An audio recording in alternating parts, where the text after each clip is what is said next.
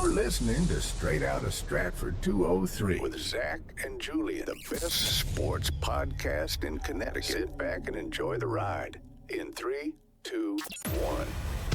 Straight Outta Stratford, slinging takes like Stafford, talking all the big games, have a beer right after. When it comes to the facts and the stats we provide, better know that our names will be up in the rafters. What is going on, guys? Welcome back to the Straight Outta Stratford podcast, episode number 19. I'm your host, Zach. The show will actually be a little bit different today because Julian is not with us, but I do have a good friend, Mike, joining us. Mike, you can give them a little summary of yourself just to let them know.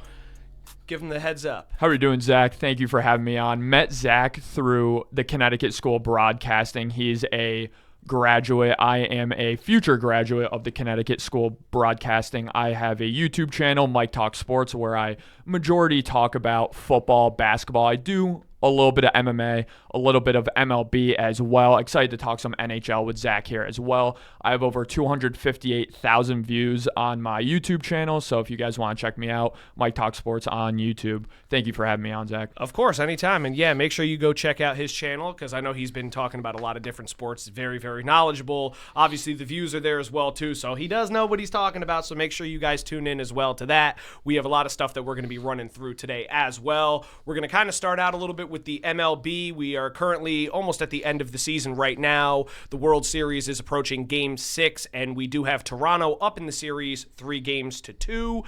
So far, it's been one hell of a series. I will say that. A lot of people were a little skeptical on how it would go, thinking, the Dodgers, one of the highest payrolls in baseball, are going to kind of pull away with it. But so far, Toronto's been fairly impressive in this series. Yeah, I mean, same with the Blue Jays at the end of the day. They do have a top 5 payroll in the MLB, obviously led by Vlad Guerrero Jr., and he really has been the story and the narrative if we want to talk about, who's going to win the MVP. It's a very narrative-driven award, and of course, Vlad Guerrero Jr. does have that narrative behind him. But of course, Blue Jays have really controlled this series. I really thought that 18-inning loss from them was devastating, but for them to bounce back with Trey Savage was so impressive to me and honestly surprising to an extent. Yeah, it was really surprising too, and he actually did set a record in that game, joining one huge name. Sandy Koufax is one of the only players to ever strike out 10-plus batters in 5 innings in a World Series game.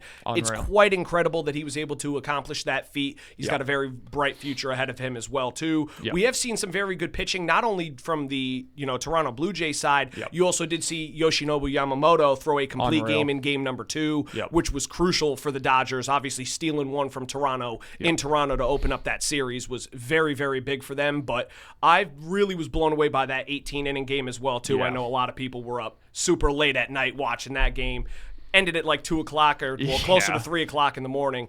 Quite the performance. So far, like I said, all 5 games have really shown some incredible action. I mean, I've been on the edge of my seat throughout it. Even as someone who's not a fan of either team, this has been what you want the postseason baseball to look like. Yeah, it's been absolutely phenomenal. And again, like you said, it really has been a pitching matchup. Yamamoto has been incredible, and he is going to take the mound tonight in Game 6.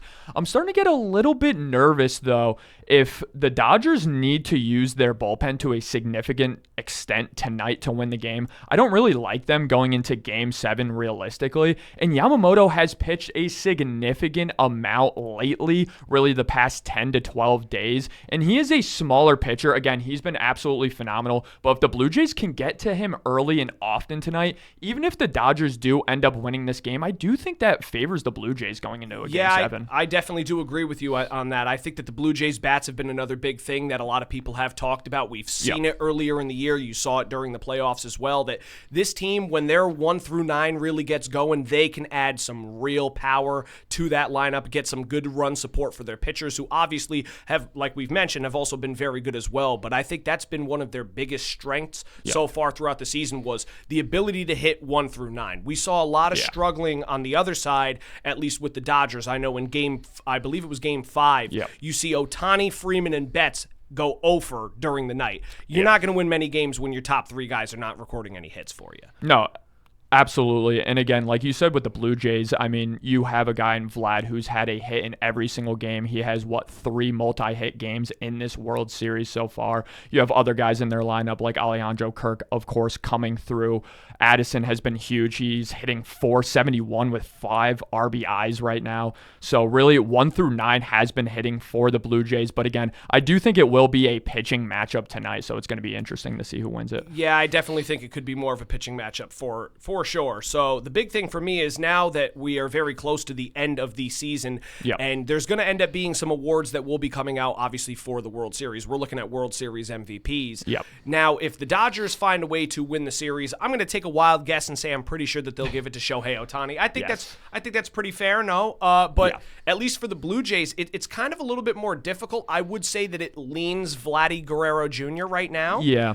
But Alejandro Kirk could be a pretty good option. I know he's played very, very well. Like you mentioned, Addison Bergeron has been very, very good in the series as well. It's going to be a lot harder to give out an MVP if the Blue Jays do win because, like we said, everybody's really been contributing. So, like we said before, this has been a great series so far. 2 of the top payrolls in baseball going head-to-head. I know a lot of people are very antsy about it and saying, it's ridiculous, it's ruining the sport. But at the end of the day, true baseball fans like us, you got to appreciate seeing some star-studded talent on both sides of the diamond. So it's been really cool to watch so far, and I'm kind of curious to see how the whole thing plays out. Yeah, me as well. And Trey Savage would be the 4th rookie of all time to win the World Series MVP. So there is a narrative there. With Shohei Ohtani, let's be honest, he was not very good in the World Series last year. So coming into this World Series, of course, he was big getting them there, and then he's been big in this series. So I do think from a narrative perspective as well, they do want Shohei Ohtani, arguably the best baseball player in the history of the sport, to get at least one World Series MVP. But yeah, in terms of the payroll, the Mets do lead the MLB with payroll, and they didn't even make the playoffs. So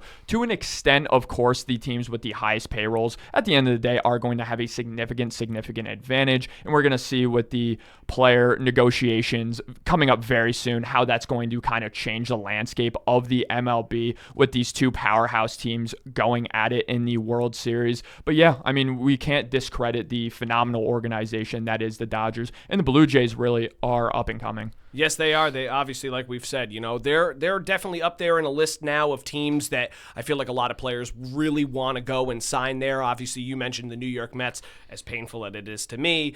New York, between the Mets and Yankees, is always a big spot. I know San Diego's been another big one. The Dodgers, the Toronto Blue Jays. I mean, there's a couple up-and-coming teams as well. I'd think even Philadelphia would be in that conversation. Yeah. Obviously because of the loyal fan base, how diehard their fans are, how great of an organization it is. So, like we said, it's a lot of people will complain and say, it's unfair for the players. Obviously, there's going to be these teams that the gap is so big. But at the end of the day, when we sit here as baseball fans, it's kind of hard not to appreciate seeing matchups like Vladdy versus Ohtani in a World Series like this. That's when you're going to see the top superstars bring out the best of their ability. So, like I said, it's been very impressive to see so far.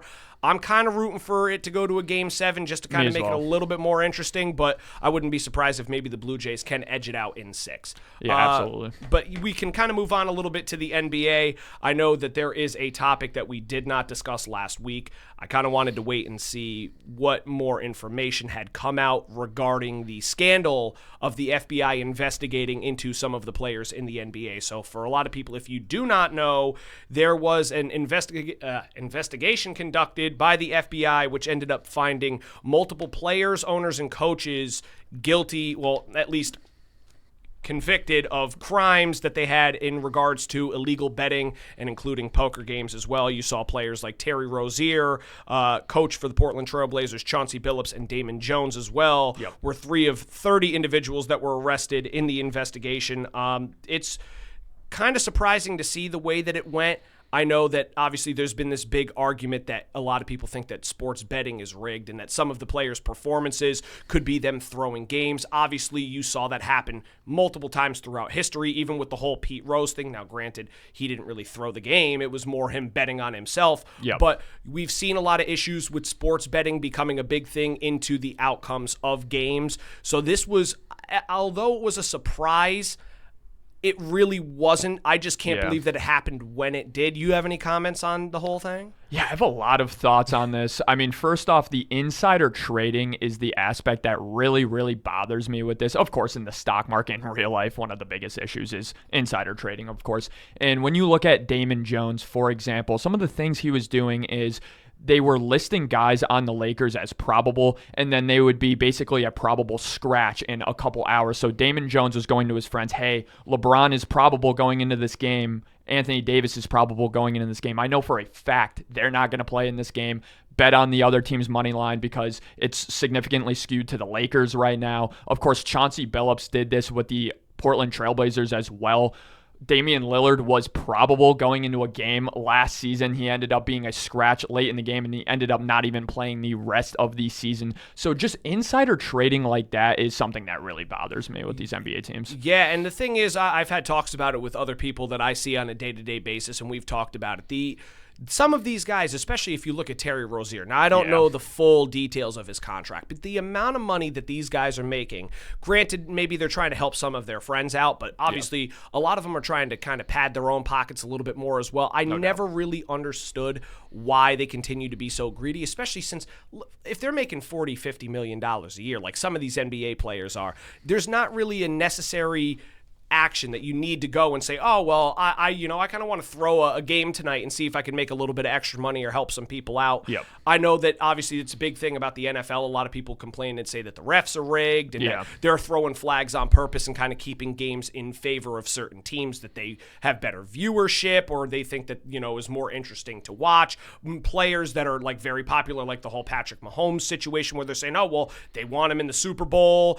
There's a lot of things that go on. I'm just surprised that it happened when it did. Yeah. And some of the names kind of threw me off a little bit. Obviously, we're still learning a little bit more about it as it goes on. None of them have been convicted yet. It's more of they've just been accused. So we're going to see what happens and how that plays out. But I know that was a big thing that obviously I wanted to talk about at one point. Yeah. Like I said, I kind of skipped over it last week with Julian because not as much information was out. It was fairly new, and it's especially when you're doing podcasts or radio or television, you don't want to jump out and say stuff that you're not really fully educated on, just because it could be a very bad look. So we kind of strayed away from it, but now that some more details are coming out, we figured we'd talk about it a little bit, not go too crazy, because we do want to focus more on the recaps and projections of what games are going to look like this weekend as well too. But definitely something to bring up. And what really bothers me about the Terry Rozier situation is that the NBA was getting tips in 2023 about him rigging games. He was allowed to be traded after the NBA knew he was rigging games to the Miami Heat. If I'm in the Miami Heat right now, you trade a first-round pick for Terry Rozier while he's gambling on games, after he starts gambling on games. Now, I do think the Heat should take a little bit of accountability. They need to do more internal investigation and know, hey, this guy's rigging games. Let's not trade for him, obviously. But at the end of the day, the fact that the NBA allowed that trade to go through in 2024, it's absolutely unacceptable. And the fact that he was able to play an entire season after he's being investigated for rigging games in all of 2024, and then he's able to start the season out in 2025, unbelievable. I think that's the number one answer or just question that Adam Silver needs to really address. Yeah, I think that he definitely needs to come out and start addressing some of the stuff that has gone on. We haven't really heard him say much on it yet, and it's not really a good look, the fact that he's waited as long to address some of the issues. You would figure that it would be something that he would jump on early and kind of clarify, and at least it makes him look a lot better when he does that. So seeing him kind of hesitant on it and not really coming out and saying anything, I think that he might be a little bit implicated as well too, and may have known that something was going on. And if that's the case, that's going to be a really bad look for the NBA. And I would not be surprised if a lot of people kind of tune out of it saying, these games are rigged. I'm not putting money on it. I'm not going to waste my time viewing it. It's getting to the point where it's a little bit ridiculous. Yeah, and at the end of the day, I do think Chauncey Billups and that whole Trailblazer situation is a product of just the overall tank culture and the Adam Silver-led tank culture that's really plagued the NBA. Now, I do give him credit. He's tried to combat this, and I do think that the 9th and 10th 10th seed getting that chance at the end of the season with the play-in. I think that is a phenomenal idea to try to combat kind of tanking. But at the end of the day, I think they might have to just lower and lower the odds for some of these teams to not be incentivized to tank at the end of the day. Yeah, and especially since I've talked about this with other people as well, too. I feel like nowadays when you go on television or when you're listening on the radio, you hear a lot of analysts, athletes, and prominent figures in the, in the sports world. Every single one of them now is promoting a betting website, whether it be DraftKings, FanDuel, Underdog Sports. I mean, there's so many different ones, but I feel like every person you see on television, I saw a commercial with, obviously he's not in sports, but Gordon Ramsay doing something for a betting commercial. You have Kevin Hart on all the DraftKings commercials. I know I've seen LeBron on some of them as well, too. It's like, it's getting to the point where it's starting to be a big concern that they are pushing more betting than they are just the sport itself. Obviously, it's a big industry and it's a big moneymaker, but at the end of the day, the sport's the sport, and a lot of people want to watch it for the sake of loving the game and, really being invested. So seeing the way that it's kind of taken a turn is a little bit, it's upsetting for sure. No doubt. I think that there's got to be some discipline that's done to kind of fix this issue, because I feel like players and especially coaches and owners and all different types of celebrities. Now, some of them, if they're outside the sports world, if you want to bet on it, go for it, or you want to promote it, go for it. But if you are in sports and you are a former athlete, a commentator, I don't think it's the best way for them to go about it and promote betting over literally the actual sport itself and all of the results. So it's a little crazy to me, but we can kind of transition a little bit off of that just because, there's still more information coming out. We will talk about this on other episodes as well, too, as more information starts to be released and see what happens with certain guys like the three we mentioned. Now, in regards to the NBA, we also do have the NBA Cup starting tonight. There's a full slate of games, a lot of different matchups that are going to be taking place tonight. So far this season, though, we have seen some very surprising performances throughout the league, some that have been standout performances, others that have been a little bit more concerning, but it's going to leave us with a couple questions on what we think the NBA season will look like towards the end of the year, and a little bit of questions on what it looks like at this point right now. So just my question to you is, how much weight do you really think early season records hold at this point of the year? Yeah, it's a great question. It kind of depends on how they look within the game, in my opinion, and how they look with some of their new acquisitions, like the Bucks, for example, right? The Bucks have been pretty good this year. Giannis Antetokounmpo looks phenomenal as always, but Miles Turner has not been good, and I'm somebody personally who really loved that acquisition. I think it reminded me of a prime Brook Lopez being paired back with Giannis Antetokounmpo. Giannis, believe it or not, is better in the pick and roll as the ball handler than he is as the picker. So I'm disappointed in some of those moves with Miles Turner, for example. But again, I weigh it a little bit. Like the Bulls, for example, it's see it to believe it with them at the end of the day. They've been so bad over the last couple of years. And of course, with the Knicks, for example, it's been disappointing seeing how they've looked in the past couple of games. But realistically, at the end of the day, I don't weigh it too much. How about you, Zach? Yeah, see, that's the thing for me. Like, I kind of agree with you on that standpoint as well. Is it's hard to determine how good a team's really going to be or what their outlook's going to look like after 5 games of the year. Because obviously you got an 82-game season. It's a long year. Injuries happen, changes happen, trades happen. You never know what's really going to happen throughout the season, especially before certain points. So obviously if you see a team lose a couple of games, it depends on how they, like you said, how they really do look. Now, if for my standpoint as a Knicks fan, you watch the Knicks. They're 2-2 to start the year so far. Yeah. The first 2 games, starting out 2-0, they played both games at home and won. They beat 2 fairly decent teams. Obviously, the Celtics are struggling a little bit, but beating Cleveland, who was a high-up favorite on the list as being one of the top teams in the East, it was a good sign that, this year could be a little bit different under a new head coach in Mike Brown, and that this team was going to be a legit contender. Then the past couple of games, they haven't really looked as great, but you look at their opponents and who they've played. They played against a Miami Heat team right now that's gelling really well, even without the presence of Tyler Hero. That's another big one. And on top of the fact that they lose the next game to the Milwaukee Bucks have looked fairly good so far this year. They got a big performance out of Giannis that night as well, too. So it's hard to really judge and say, oh, well, the Knicks aren't going to be good this year because they lose 2 games and they're 2-2 to start the year. The results, the standings are all going to change as the season goes on. Obviously, we don't know what's going to happen with certain trades because the teams that are in high playoff contention and believe they have that push, I wouldn't be surprised if they're going to make a couple moves as long as they have cap room for it and as long as it fits their system. But I don't really hold as much weight, but seeing a team like the San Antonio Spurs be as good as they have, especially being down De'Aaron Fox for a majority of the season, that's a good sign. I think that they could easily be contenders as well at some point too. So there are some times where I hold weight, and it's more of like what you said. It really depends on what they've looked like in those games rather than just, oh, well, look at their record. They're 2-2. Yeah, and for me, it's continuity. So when you look at the Knicks and Cavs, for example, they have high-end continuity from year to year. So I'm not really too concerned, even what they do in the regular season at the end of the day. The Cavs have year in and year out been a top 3 seed. I mean, they're the number 1 seed last year. And the Knicks, of course, retain most of their roster going into this year. But a team like the Hornets, for example, who didn't have Brandon Miller basically all of last year, LaMelo Ball was hurt. They look phenomenal to start. So it's teams that are a bit new that really do impress me or worry me going into the start of the season. Absolutely. Now, another quick thing is, obviously, we were talking about some teams that have really stood out so far throughout the season. Obviously, there is one, the defending NBA champions as well. That is the Oklahoma City Thunder. Yep. They have also, I believe, started 5-0. Yeah. And they continue to look very dominant. Now, the question I have is, we have seen some very good performances from other teams in the West, and obviously the West is very dominant in my opinion. I think there's a lot of very, very stacked rosters in that conference. Yeah.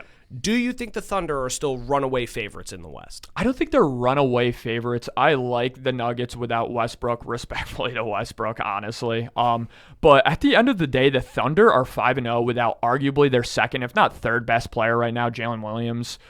So at the end of the day, they do have the reigning defending MVP in Shai Gilgeous-Alexander, and of course he looks phenomenal to start the season as well. Chet Holmgren has been really good. So I don't want to say runaway favorites. It's just so hard in the NBA, and we really are in the era of the anti-repeat champions, which I love as an NBA fan personally. Well, even as someone who's not an NBA fan, well, I mean, obviously I do watch the NBA. I'm still a fan, but what I'm saying is, even as someone who doesn't really commit as much to it as I do with other sports, seeing different champs in every sport every year is what you kind of want. You want that sense of balance. Obviously, now when you're fans of a team, you would not complain if you saw your team win 5 or 6 years in a row. Obviously, it's not going to happen, but I would be thrilled if, say, the New York Rangers won the Stanley Cup 3 years in a row. I'd be thrilled. People want to see it, but at the end of the day, if you could appreciate the sport for what it is, seeing different teams elevate to another level and kind of knock each other off and go on this totem pole where it's constant up and down,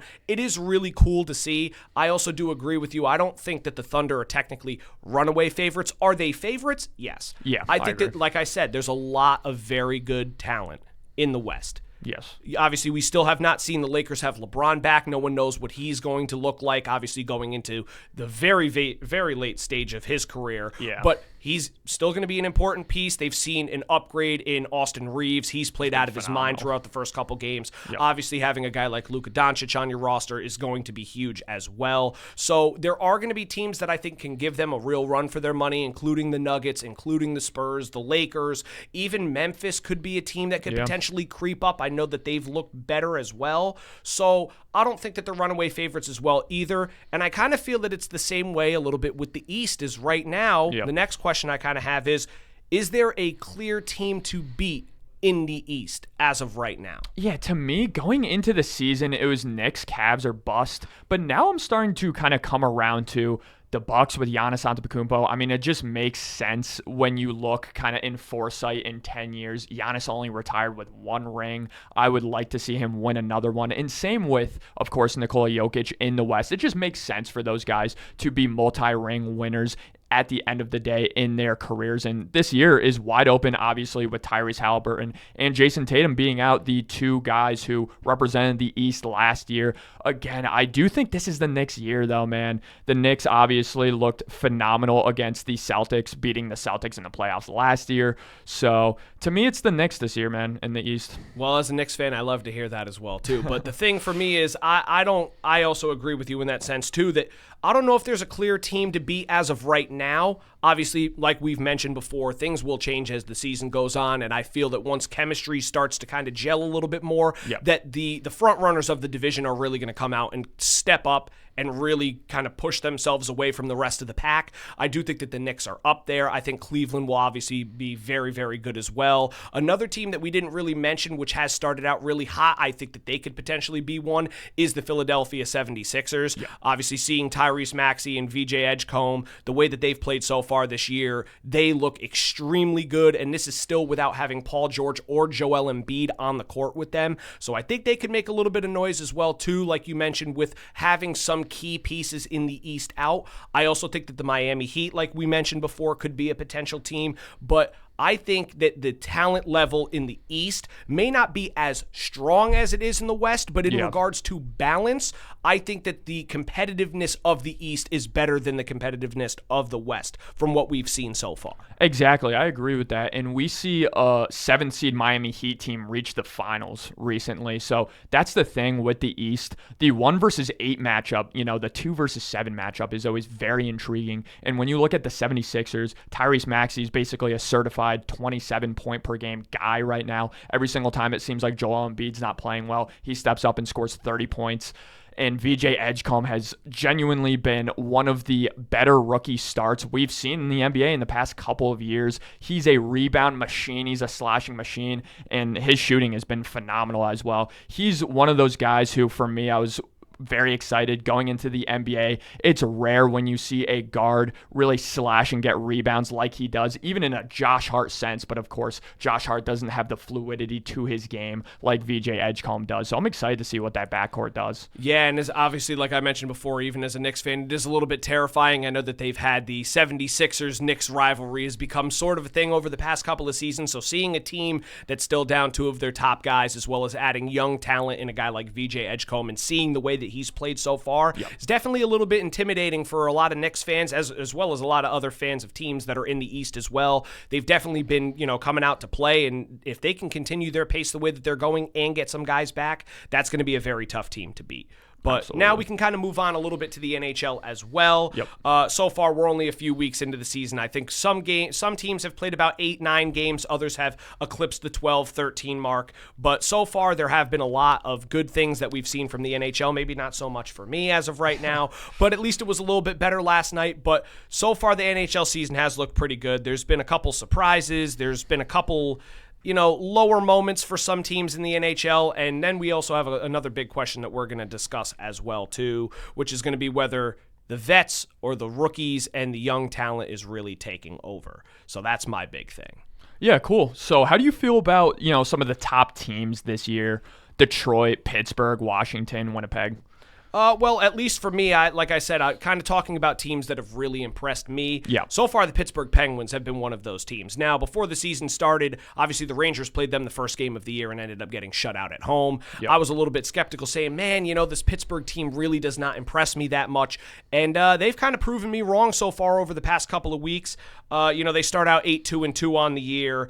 They've turned it around after a rough season last year where they did miss the playoffs, and it looked like they were going to actually go through a little bit more of a rebuild, especially with guys like Sidney Crosby and Evgeny Malkin entering later years of their career, as well as other guys like Chris Letang and Erik Karlsson as well. So it's been a little bit more difficult for me to see that Pittsburgh would turn it around the way that they have, but I was kind of surprised. They've been extremely good. Goaltending's been fairly good on their side. You're still getting production from Malkin and Crosby. Malkin's got 17 points on the year. Yeah. Crosby has 15, only through about 12 games so far. So they've both been extremely good under a new head coach as well, too, and Dan Muse, who used to be a former bench coach for the New York Rangers. The team looks much more competitive, at least, even though they still have some older vets. So I don't know how sustainable it's going to be as the year goes on, because with a sport like hockey, it's very wear and tear. Yeah. So I'm curious to see how the older vets can really shape up towards the end of the year and see if they can continue.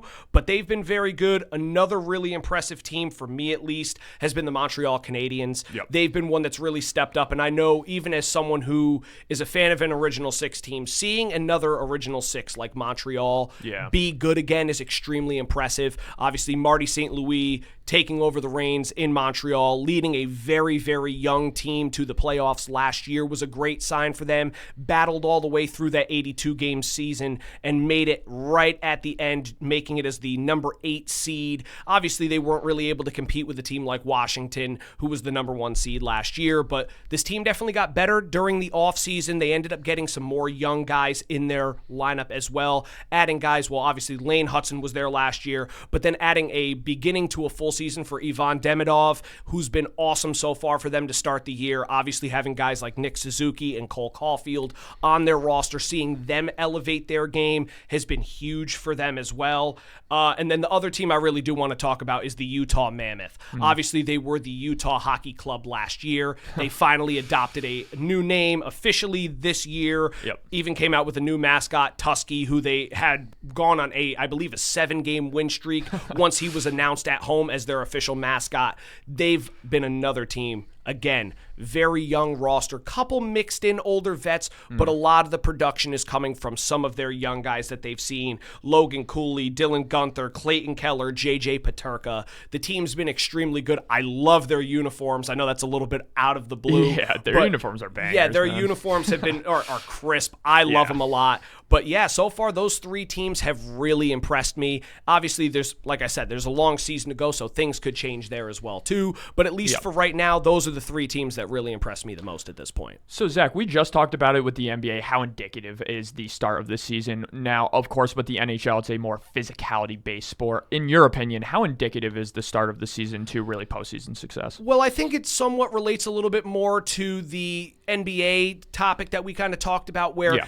although it's early in the year, we've seen things happen later in seasons where it doesn't necessarily mean much at the beginning of the year. Now, perfect example, if you look back to when the St. Louis Blues won their Stanley Cup, I believe it was in 2017 or 18.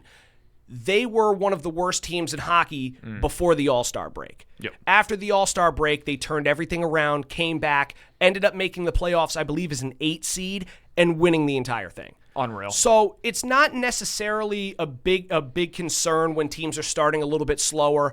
Obviously, there are some teams that kind of caught me off guard a little bit to start the year because they haven't really produced at the level that they have. But again, early in the season, it's a very tough sport. You're going to get banged up a lot. You're going to see some injuries. You're going to see some guys kind of slow as the season goes on. I wouldn't be surprised if a couple contenders start calling up some of their younger guys that they may have in other organizations, like their AHL program. Obviously making trades for some other guys as well, too, which we've seen happen in other years with many organizations. So I don't necessarily feel like it's very important. Now, granted, it is great to show some signs against teams that have been competitive, like competing with Montreal, competing with Edmonton, competing with Florida, who's, back-to-back Stanley Cup champs.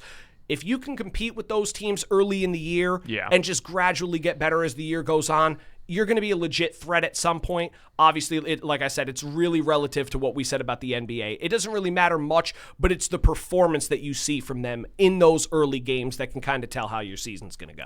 And in terms of some of the teams that have started off weak to start the NHL season, are there any teams you're buying low on that you do still expect to be a contender at the end of the season? Well, there are some that I definitely think that could be playoff bound for sure. I don't know how much of contenders they will be. Obviously, we've seen Edmonton start a little bit slower. They're, back-to-back in the Stanley Cup Finals the past 2 years. They lost to Florida both times. But when you have guys like Connor McDavid and Leon Draisaitl on your roster, they're a very, very good team. They're going to find ways to come back. Even with a rough start that they've had, that's one team that I definitely would buy low on right now because they're going to end up back in the playoffs. And when you have 2 guys that are considered as 2 of the best in the sport on your roster, it's going to be very hard for them to miss the playoffs and not make a run at least deeper into the NHL Stanley Cup playoffs. So I'm curious to see how that pans out. Another team that's really kind of surprised me is the Tampa Bay Lightning. I know obviously they've been another threat in the Eastern Conference for years. Obviously they won the Stanley Cup back-to-back years a couple years ago as well too. So they've also been very good. They still have a lot of star power on that roster with guys like Jake Gensel and Nikita Kucherov. They still have a great goalie in Andrei Vasilevsky. They're going to find ways to come back and end up making a push for the playoffs. Obviously, it's early in the year. We see teams like Toronto who have started out a little bit slower as well, too. They are actually at the bottom of the Eastern Conference right now. Then another team in the West is the Minnesota Wild, who's, again, they haven't really made much noise in the playoffs, but they always seem to find their way there, and they always end up falling short in either like a really close Game 6 or Game 7. They're always very competitive. They have guys like Kirill Kaprizov and Matt Boldy on their roster. They've started a little bit slow, but I would not be surprised if I could buy super low on them and see them end up making the playoffs, and who knows, maybe make some noise later on during the year. Yeah, and how about Vegas this year? How do you feel about them? Well, Vegas, obviously, we saw them sign Mitch Marner during the offseason. They've been extremely good so far. They have guys that have really stepped up big time. Obviously, Jack Eichel's another big name that you can't forget to talk about. The guy has definitely become a huge superstar in this league. I love the way the guy plays the game. I know that, obviously, he was going supposedly to be a unrestricted free agent at the end of the year. We talked about it on a prior episode with Julian where a lot of the free agents have already renegotiated contracts and signed longer-term extensions with their teams. That is one guy that I was hoping would end up going to free agency, so you never know. Maybe the Rangers could offer at him. But again, seeing guys like him and Mitch Marner really step up, obviously in the absence of Mark Stone as well again too, Vegas is always going to be a tough team to beat. The atmosphere playing in Vegas, you could see it on television and listening to it. The place is electric. Going there. They've been an extremely good team over the past couple years, ever since they've entered the league. So it's not really a shocker to me that they're up there at the top of the board in the Western Conference as well. Yeah, and we talked about it with the MLB a little bit, and I'm not too knowledgeable about the NHL, so I'm curious to get your opinion on this. How much does kind of the salary cap and team spending have to do with NHL teams and success? Well, I think that it definitely has to do a little bit with it, not necessarily the full thing. Now, obviously, there is a big argument that's gone around and said that for money purposes, at least, if you've noticed, teams in Florida have been very good over the past couple of years. You've seen Tampa Bay and the Florida Panthers both in the Stanley Cup. I believe it's been 5 out of the last 6 seasons. Yeah. So that's been a big concern because obviously they do not have to pay nearly as much in taxes as the players. Yeah. So signing with them, you're going to get more out of your original contract offer than you would in a state like New York. So I definitely think it does have a little bit to do with it. But at the end of the day, the biggest thing that I've seen now is, like I said, with kind of the Montreal situation. They have an extremely young team with a lot of guys that have only been in the league for a short period, and some of them haven't even gotten to the point where they're getting their first official contract. Not maybe when they're coming in as a rookie, but that first extension where they sign a longer-term deal to stay with an organization or to join an organization and be the face of that franchise. There's a lot of young guys on those rosters that really help build the foundation for where the organization's going to go. So it definitely could help a little bit, especially for some of the playoff teams that already have established having young talent, but add those next level free agents and really had some superstars to their lineups. I think that it could play a part, but at the end of the day, it's still been fairly well balanced. Edmonton's been good, Florida's been good, and any team 1 through 8, East or West, doesn't really matter where you get them from, they're going to be good teams. The NHL playoffs, in my opinion, is the best playoffs to watch. Yeah. They're extremely competitive, fast-paced, just a rough and tough game to watch. Obviously, something going on at all times.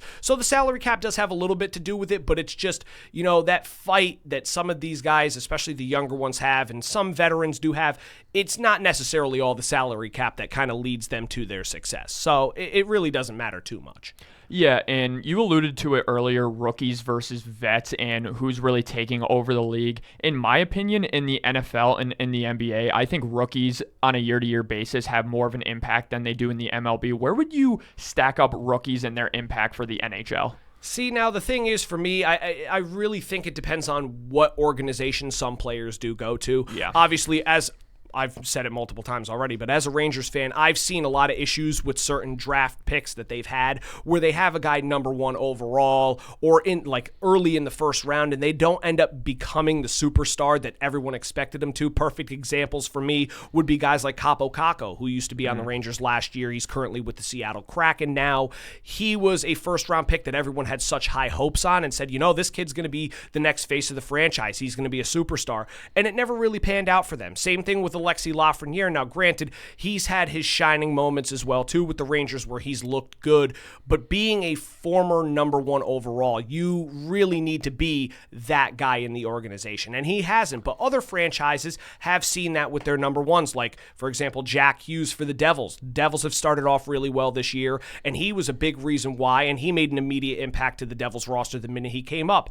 Another example is Matthew Schaefer for the New York Islanders, the defenseman that they drafted with the number 1 overall pick this year. Yeah. Although he hasn't really lit it up in the points column, he's been very effective when he's on the ice. He's already starting to look like he's going to be a first-line pair defenseman for a majority of his career. And, the kid's only 18, 19 years old. You also see guys like Connor Bedard, who's going into, I believe, his 3rd or 2nd season now, and he's another one. Although he went to Chicago, it's a little bit tougher because Chicago's been bottom of the barrel. They've struggled for the past couple years after their little dynasty run, but he's been very good as well too, and they're finally starting to click and get a little bit better now that he's gaining some more experience. They're building around him. So, it is a little bit tougher in that regard, especially when it comes to the vets or rookies. I feel like the rookies do make an immediate impact, but it really does depend on what organization they go to, because certain environments may be better for them, whereas others aren't really known for that. Like I've said, the Rangers organization, even when they won the Cup in '94, was a big year where they outsourced a lot of players, got them from other organizations, and signed free agents and made trades. It wasn't really drafting and,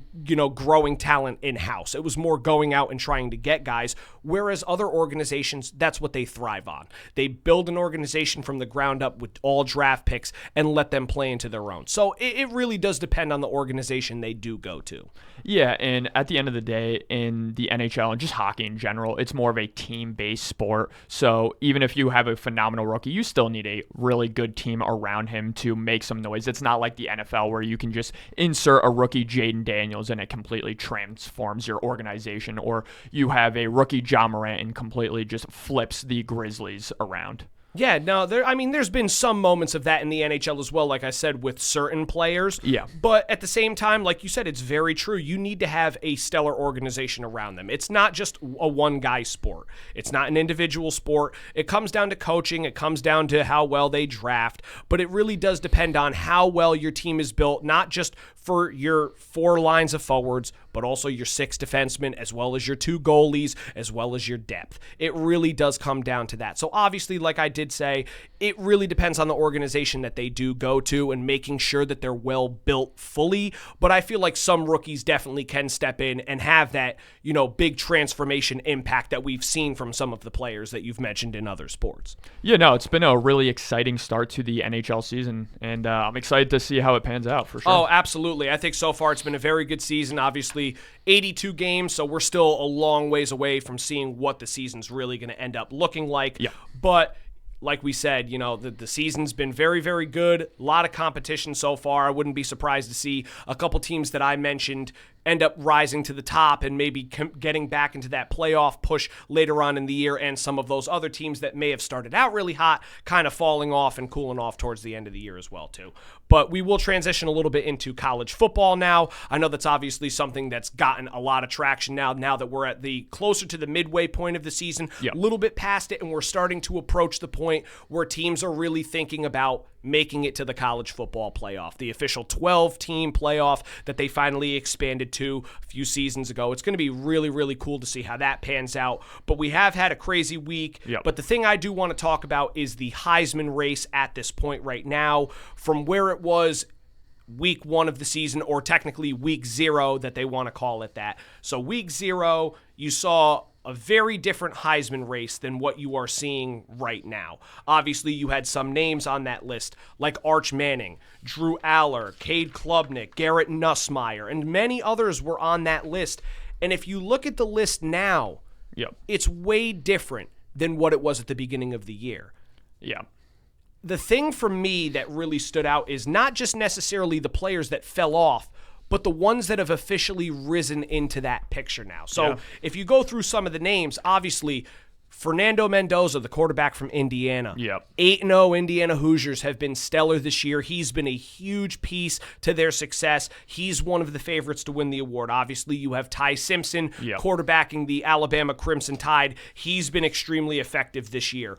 Another one, Julian Sayin, quarterback from Ohio State, the one that ended up filling in for, Will Howard after he officially left. This was a big year that they said, we really need to see quarterback play that can keep us at the number one, and he's been extremely effective for them. Then another name that finally just really got into the conversation after this past week is the quarterback of the Texas A&M Aggies, Marcel Reed, who had a phenomenal second half against the LSU Tigers this past week. So it's been very strange to see some of the names that have risen onto this list, and even so, there's other names that I kind of left off that could technically be in that consideration as well. You have any guys that I didn't mention that you think could really end up making that list at some point? I think you really hit it on the head in terms of some of the candidates. Reed, for example, in terms of the narrative, I mean, he does put a nail in the coffin that is Brian Kelly and the LSU Tigers, so that's huge. Again, like you said, Julian Sayin taking over for Will Howard's going to be huge. And then Ty Simpson, of course, I think there is some of that Alabama bias in terms of the voting for the Heisman Award, and Alabama is kind of starting to rise to the top again after the Nick Saban era the post-Nick Saban era, was off to a bit of a rocky start. Oh, yeah, absolutely. And now, obviously, I haven't told you this, but Julian does know I was a student at the University of Alabama for a couple years, so I'm a big Alabama fan. Nice. So the thing is, I definitely agree with a little bit of the rocky start, and, obviously people will say, there's the bias there, and you think that Ty Simpson's a favorite. Now, granted, I'm not necessarily saying it just because of, he's on the Alabama Crimson Tide. They've been extremely good over the past couple weeks. Now, granted, last week was a little bit more of a scare after almost getting upset by South Carolina. Yeah. However, good teams find ways to win, and good leaders help their teams win. And he's been extremely effective for them. He's only turned the ball over several times. I think he's only thrown one pick on the year. Yep. He's ranked in the top 10 of passing yards right now. He's also got a decent amount of passing touchdowns under his belt so far this season. So he has been good, but I think right now the true cut favorite has been Fernando Mendoza, just because helping lead Indiana, who a couple seasons back no one would have ever figured that this team would be in a college football playoff, especially not as a number 2 seed as of right now. He's been extremely good this year. I mean, he has turned the ball over a little bit more than Simpson, but that's not saying much because Simpson hasn't really turned the ball over at all. But Mendoza's been extremely effective. He's probably the biggest reason why Indiana's been as good as they have been. Yep. But other names that I kind of left off the list that a lot of people were saying could potentially float up there, I think they're a little bit of long shots. You could agree or disagree on that. Diego Pavia, quarterback from Vanderbilt. Obviously, Vanderbilt having one of their franchise or organization's best seasons that they've ever had. Incredible to see them go the way that they have. Haynes King, quarterback from Georgia Tech, has been extremely good as well throughout the season. Georgia Tech is another team that's really impressed me so far this year.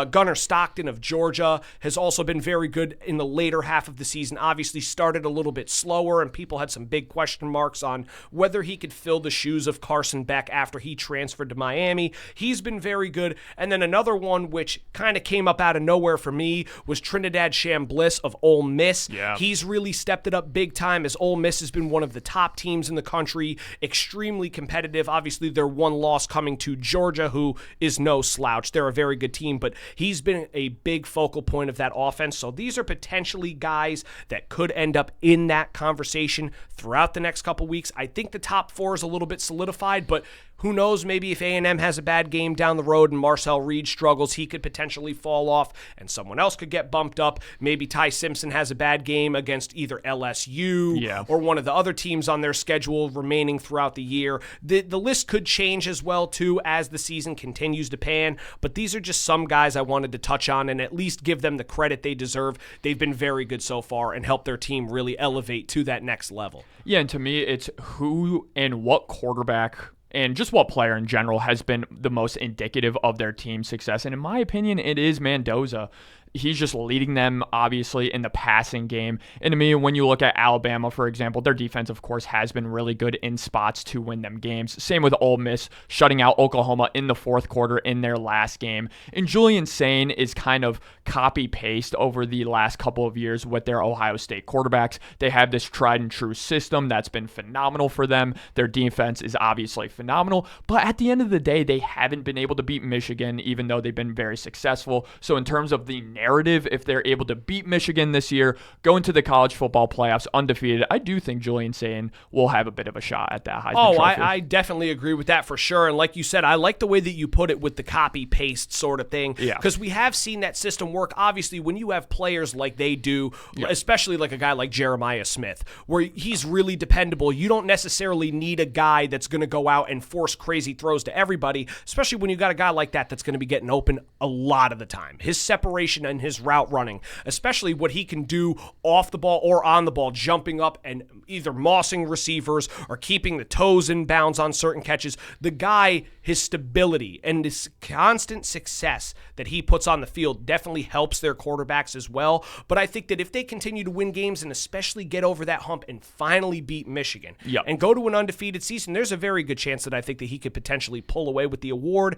That being said, though, right now it's still the favorite is Mendoza, especially since their schedule's been a little bit weaker. I know that there's going to be a lot of criticism on that. Obviously, people say, well, their strength of schedule is very weak. They haven't played anybody. But at the end of the day, the results are the results. You got to come out and perform when you need to. He has played some fairly decent teams, and he showed up in the moments they've needed him to. So, again, a lot of credit to Indiana and Mendoza as well. He's currently the Heisman favorite, in my opinion. But I think that, obviously, like I said, that could easily change. But I do want to get to a topic that you kind of brought up a little bit, and that is the LSU Tigers have officially fired Brian Kelly after 4 very rough years being there. He had a combined record of 34-14 in his career with the LSU Tigers over 4 years. But the big thing is he had just signed at the beginning of his deal a 10-year, $100 million contract, and now that that's up, he is a $50 million buyout, which actually could exceed James Franklin's of Penn State when he got fired earlier this year.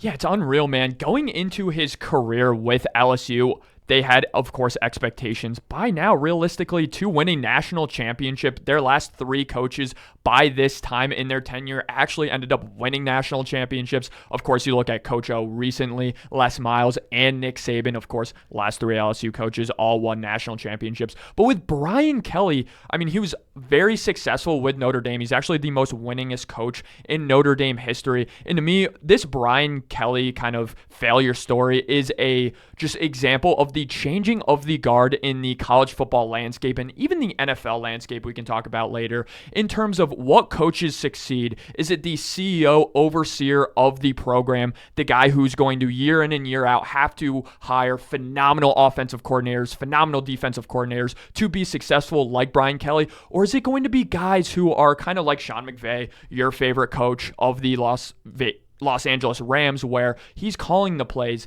The success is more indicative of the head coach in that sense. And with Brian Kelly, I think the number one thing he failed at was his staff. Yeah, I could agree with that as well, too. Obviously, you did bring up a name that I know has been thrown around right now, especially after his firing, is Coach O has definitely expressed that he would be interested to return back to LSU. But kind of getting back to the point of being, having his staff, I've looked at some of the things that former players and former coaches have said about Brian Kelly, and a lot of them have not been very good. A lot of them said that his philosophy of coaching was very weak, and the way that he treated some of his players and staff was a little bit concerning. So I think that, like you said, you're very right in the sense of it could be his staff, it could be his coaching style that he's had where he's not necessarily like a guy like Sean McVay. Maybe in prior years of his career, he could be, but, later in his career, especially during his LSU tenure, he definitely did not look like that. I know it was a big concern. Now, this is more of a little jab that I'll throw in his direction.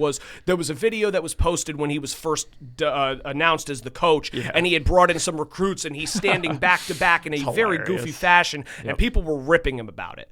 Now it kind of looks even worse on his part, not saying that that's the big reason why, but just the fact that they've gotten so many good recruits, but the results have just not been there. Like you've mentioned, other coaches at LSU have.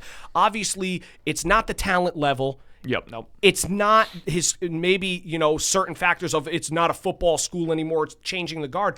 I think it is a little bit more, like you said, I think it's the staff he puts around and maybe his coaching philosophy just wasn't there. And I'm glad you brought up that goofy video to start it out, because I do think little things like that, being completely out of touch with your players, I do think that's important. I think if you had a goofy moment like that and you took to the media, you took to the players and kind of leaned into it and made fun of yourself, I think that's one thing. But for him to be kind of such a stickler about it, I think that is a bad look for him. And like you said, LSU, I want to say 2 years ago in 2023, they had the top recruiting class in the entire nation, and they have not been able to get it done. Again, it's not talent. It's that lack of coaching. Again, Brian Kelly is just that CEO, overseer of the project. He's not in the X's and O's anymore. And to not be a player coach and not to be an X's and O's coach, at the end of the day, you're going to be like the president, and you're as good as your, presidential cabinet in a sense. So Brian Kelly's going to be as good of a coach as his offensive and defensive coordinator.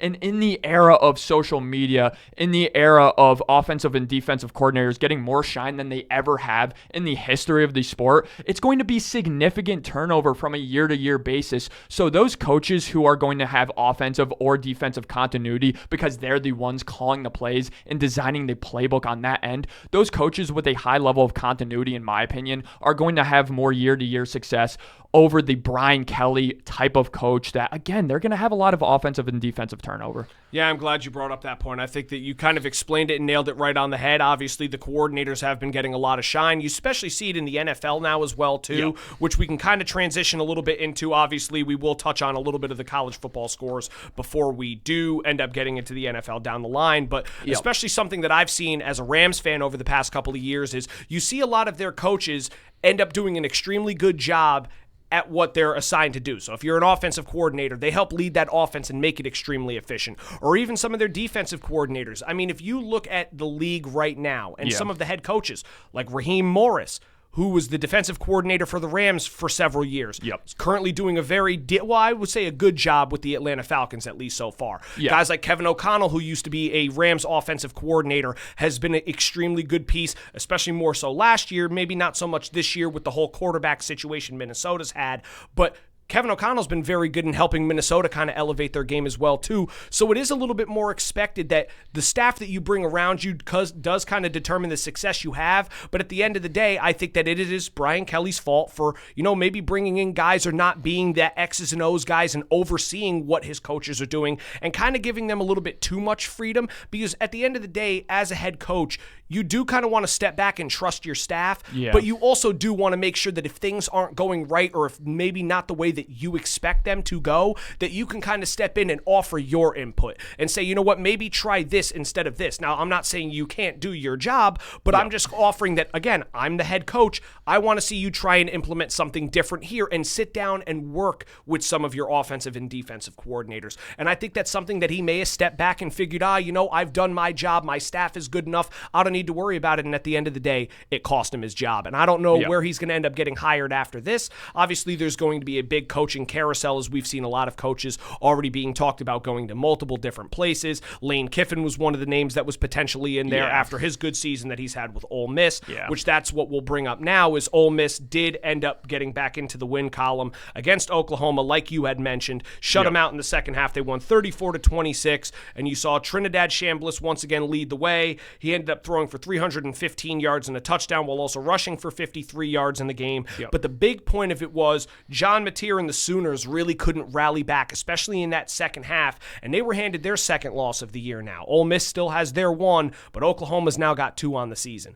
And it's starting to get to the point now where, especially with that CFP playoff, if you get to 3 losses, chances of you making the playoff is slim to none, unless there's a major exception. Yeah, it's looking like just one team with 3 losses realistically is going to end up making it. And Oklahoma does have that strength of schedule advantage to them in terms of the teams not only they beat, but the teams that they get beat by. Ole Miss continuing their success later on in the season is only going to help Oklahoma at the end of the day. But yeah, for Oklahoma, couldn't get the run game going at all. And Ole Miss controlling the day. Winston Watkins had a huge day receiving as well. He looks like a really good receiver prospect going into the NFL as well. So, yeah, very impressive from Ole Miss. But in terms of real quick what we were talking about with the CEO type of coaches, I think even Deion Sanders is a good example of this, where Deion Sanders is a phenomenal player coach. He's a phenomenal CEO, overseer type of coach. But whenever you have a good coordinator coming out of a program like Colorado, who's historically not been good, they're going to get hired by a better organization. And that year-to-year turnover, again, they've really struggled this year. No, absolutely, for sure. And I know a lot of people have had high expectations for that Colorado Buffaloes program. Ever since Deion has been there, obviously, the player recruits, a lot of them do want to go play for a guy like Deion. Obviously, Hall of Famer, very famous. Everyone knows the guy. He's a massive personality. People love his ego and his drive, the passion that he has. Obviously, with a nickname like Primetime, people want to kind of play for an organization like that, especially another one, which we could talk about a little bit too, maybe not to the same degree of it, but a guy like Bill Belichick. I would have figured that UNC was going to be a little bit more competitive this year. Granted, they bring in a prestige head coach like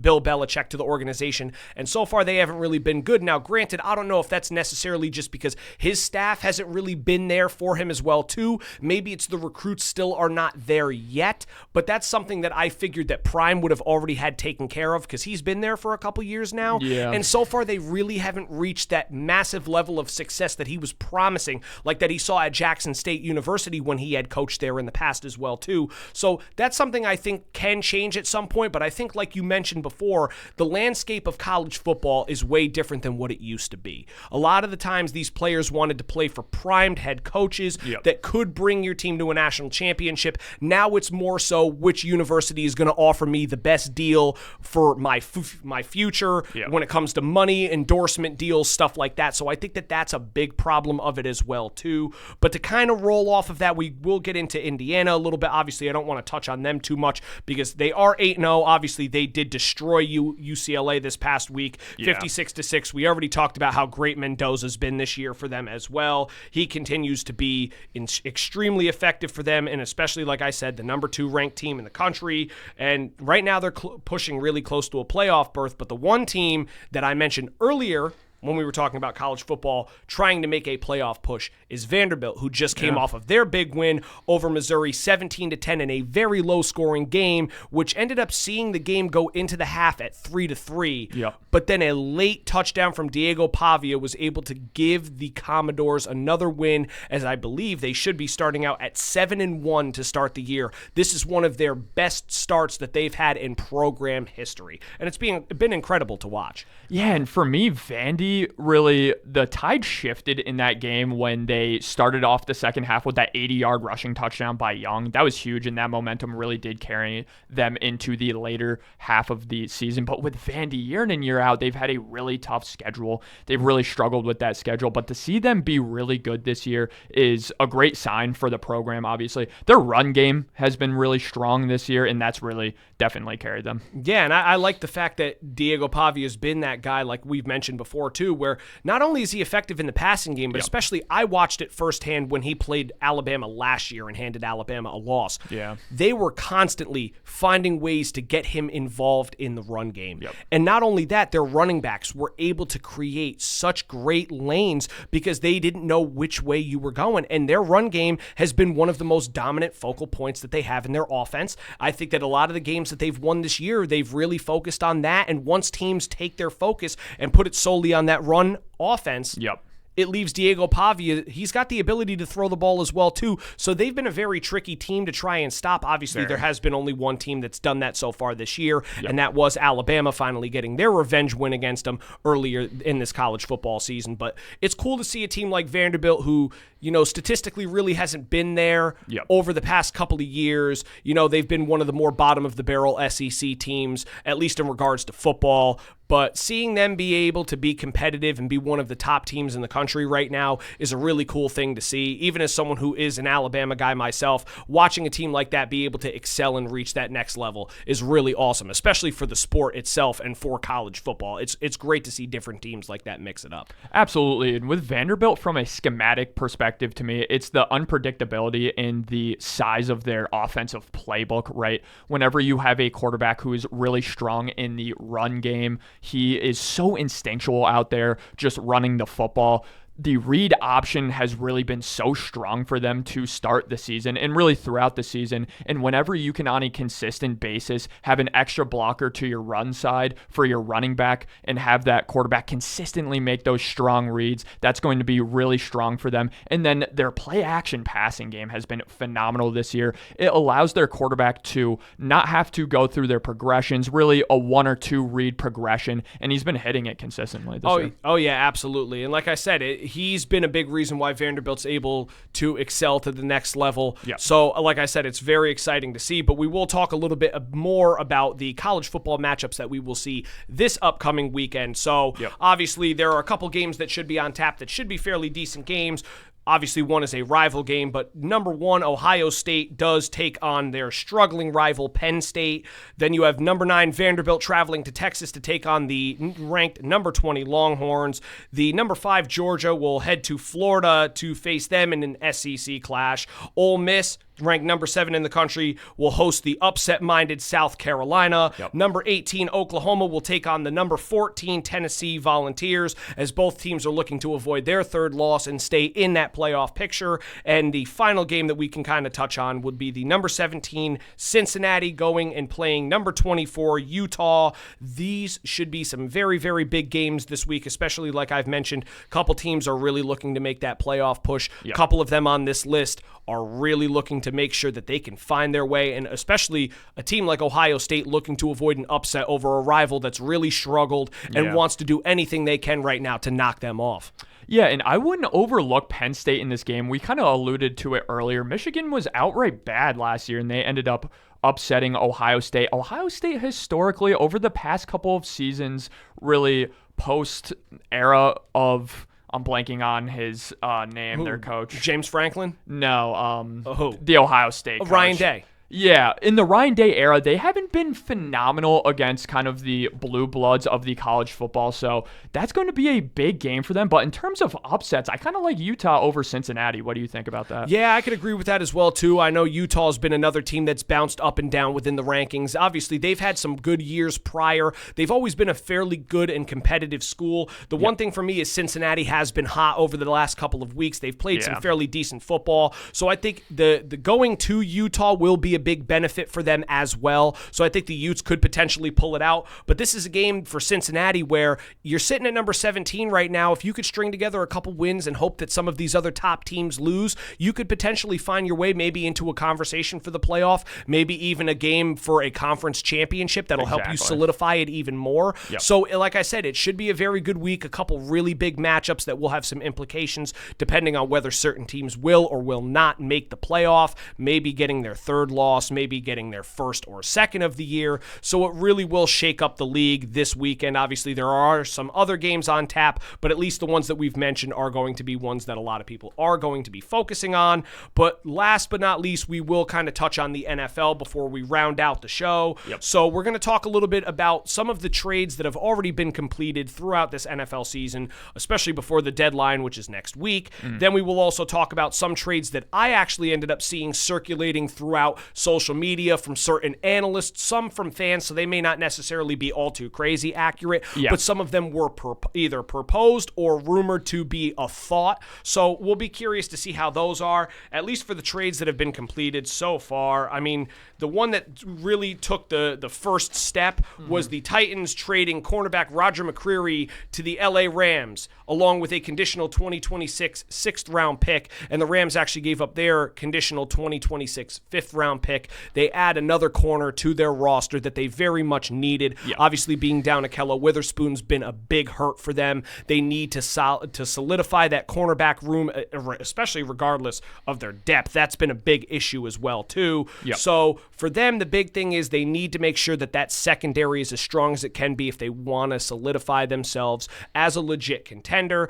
What did you feel about that trade? Yeah, I thought it was a phenomenal trade. I mean, the Rams year in and year out continue to show why they're a top-tier organization, not only obviously from a head coaching perspective with Sean McVay, but from a front office perspective too, not afraid to trade those picks. And last year, man, going into the playoffs, they were a bit of a dark horse, and they ended up having a phenomenal playoff run, and they really did give the Eagles a run for their money in a sense. And I thought they, out of all of the teams, obviously Washington ended up playing the Eagles, but I thought they could have beat the Eagles out of all of the teams. So for them to be aggressive at the trade deadline is going to be huge for them. Yeah, and now the thing is, obviously, I will bring up another trade that was proposed, or supposedly there was interest thrown there by the Rams as well, too. Obviously, I've heard that they may not be done when it comes to the trade deadline as well. They do have some other moves in mind, but we have seen the Patriots trade safety Kyle Duggar and a 2026 7th-round pick to the Pittsburgh Steelers in exchange for a 2026 6th-round pick as well.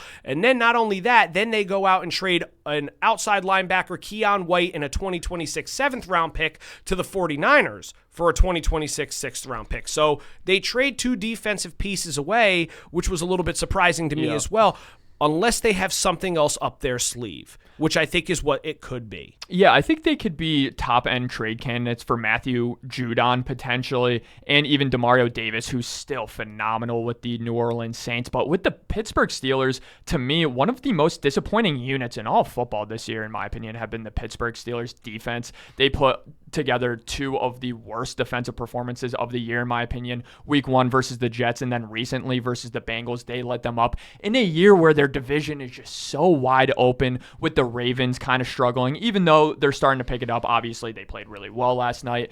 And with the Bengals out with Joe Burrow, and of course, this is another transition year with the Browns, I'm just surprised to see the Steelers be sellers in a sense. But of course, they are buyers with Kyle Duggar, who has not been in great favor with the Patriots. And in my opinion, at this point, I kind of trust Mike Vrabel in the Patriots organization over Mike Tomlin and the Steelers. So if they're trading him away in a year where they're making a playoff push, in my opinion as well, I'm not too thrilled about that for the Steelers. Yeah, and the big thing is, at least like you mentioned with Mike Vrabel and the Patriots, a lot of people don't realize how many picks they currently have for 2026 lined up, which is why I kind of brought up the fact that there is a possibility that they use those as leverage and try and package a couple of them together and go out and make a sneaky move at the deadline that could really help them. Obviously, like I said, I trust their organization as well, too. I think Mike Vrabel's been extremely helpful in bringing the Patriots back to a winning culture, especially since it's something that they haven't seen for especially the past couple years after Tom Brady had left New England. They've kind of struggled throughout all those years, and now you see Drake May elevating his game to another level,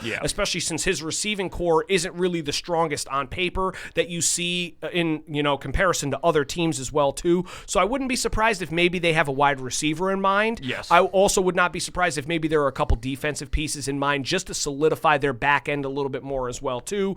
But then the other trade that I did see that happened was the Jets traded cornerback Michael Carter II and a 2027 7th-round pick to the Philadelphia Eagles in exchange for wide receiver John Mechie and a 2027 6th-round pick. Now, this one was kind of surprising, too, because I know John Mechie has been bounced around between quite a few teams over the past couple of years, especially since he got drafted out of Alabama. He was a good player for me to watch. I loved him when he was there. So seeing him bounce around and not really get the usage was a little confusing to me. So now he's going to the Jets. So I'm a little surprised to see how they plan on using him at some point. Obviously, we know they are not in a position to make a playoff run at all. They're obviously going to end up having to look to make a rebuild. I don't know if maybe they have an idea of getting another quarterback in the future, because Justin Fields did look much better this week, but the first couple weeks of the season, they weren't so sure. And even before this week started, there was wondering of whether Tyrod Taylor was going to take over the starting duties from him, and obviously due to Tyrod Taylor's injury that he had, Justin Fields was the only remaining starter, which is why he started and he played lights out for them. But I was very surprised by the move, not so much for the Eagles, but for the Jets, because I'm curious to see how they go about John Mechie. But at least for the Eagles' sake, they continue to bolster up on their back end as well. Obviously, they know their offense is finally starting to really click, even being down A.J. Brown last week. Jalen Hurts looks like he's starting to elevate his passing game back to where he really needs it to be. Even when the run game hasn't been as strong, they continue to find ways to win. they're the defending Super Bowl champs for a reason, but they look extremely good over the last couple of weeks. Yeah, and it's funny with the Eagles, in my opinion, they've sneaky had some of the worst wide receiver 3 play in the NFL over the last couple of years. They, of course, had the corpse of Julio Jones out there a couple of years ago. Good Lord. They had Jahan Dotson, who is, of course, a failed first-round pick with the Commanders. But it was a little bit surprising to not see John Mechie really even get any PT with them whatsoever. But at this point, they're kind of embracing who they are. We're going to run the football, and we're going to target our top 2 guys. So for them to solidify their secondary with a slot corner like Michael Carter, their secondary has been sneaky, kind of disappointing this year. So it was definitely a very smart move from the Eagles. Yeah, I think so, and especially since obviously we saw the emergence of guys like Cooper DeJean and Quinyon Mitchell last year, and then they lose Darius Slay in the offseason as well too, obviously due to age, and he went to the Pittsburgh Steelers as well. Yeah. You know, seeing the Eagles' defensive back end not look nearly as good as it did last year. Now, I'm not saying that they're still not a very talented group, but it definitely could use a little bit more depth and solidifying, and that's something that I think that they really focused on by bringing Michael Carter into the organization in that trade as well. Obviously, like I said, their offense has been starting to kind of dial it up a little bit more. A.J. Brown starting to click, even though he was out last week. Devontae Smith has been phenomenal for them for the past couple of weeks. He's been very good. Saquon hasn't really looked his greatest up until they finally beat the Giants this week, and he broke out. Obviously, he left the game early with a little bit of a hamstring injury, but it's I can imagine it's nothing serious. It's more of maintenance. They knew that the game was basically over at that point, and they wanted him to rest. They don't need to risk him getting hurt as one of the top running backs in football. So the Eagles definitely look like they're going to try and solidify themselves a little bit more and get back to winning another Super Bowl. I know that they are still technically one of the favorite teams to win it again, especially out of the NFC. There are some other dark horses or other teams that are making their way up those rankings, but as of right now, it's hard not to give them their flowers, especially when you win the Super Bowl last year, you keep the same depth, your offense looks good, your defense is looking halfway decent. They're going to be another tough team to compete with later on in the year for sure. Yeah, and they just continue year in and year out to win these close games, and I know a lot of people don't like when teams win close games, but at the end of the day, the best teams do end up winning these close games, so it has been huge for the Eagles. But for some of these contenders, I know I'm a huge Cardinals fan, so this would devastate me,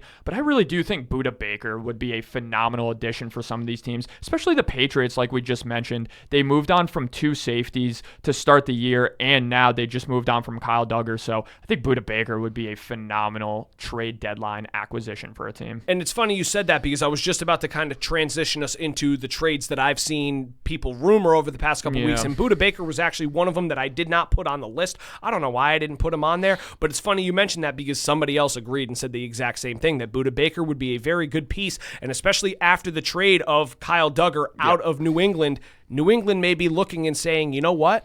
Why not add a superstar like Budda Baker and to replace Kyle Duggar in that position as well? So I think that is potentially a move that does make a lot of sense for New England, and I think it makes a lot of sense for Arizona as they know right now they're not really in contention. You still have Kyler Murray banged up a little bit, James Conner out for, I believe it's the whole year, Trey Benson's a little bit banged up, and they're running with Bam Knight as their running back, and they still really haven't gotten that breakout yet from Marvin Harrison Jr., who was supposedly supposed to be the next big thing. I know he struggled a little bit. Now, it could be the quarterback play a pinch, but obviously they still have a couple things that they need to work through before they really elevate, so I wouldn't be surprised to see a guy like that move.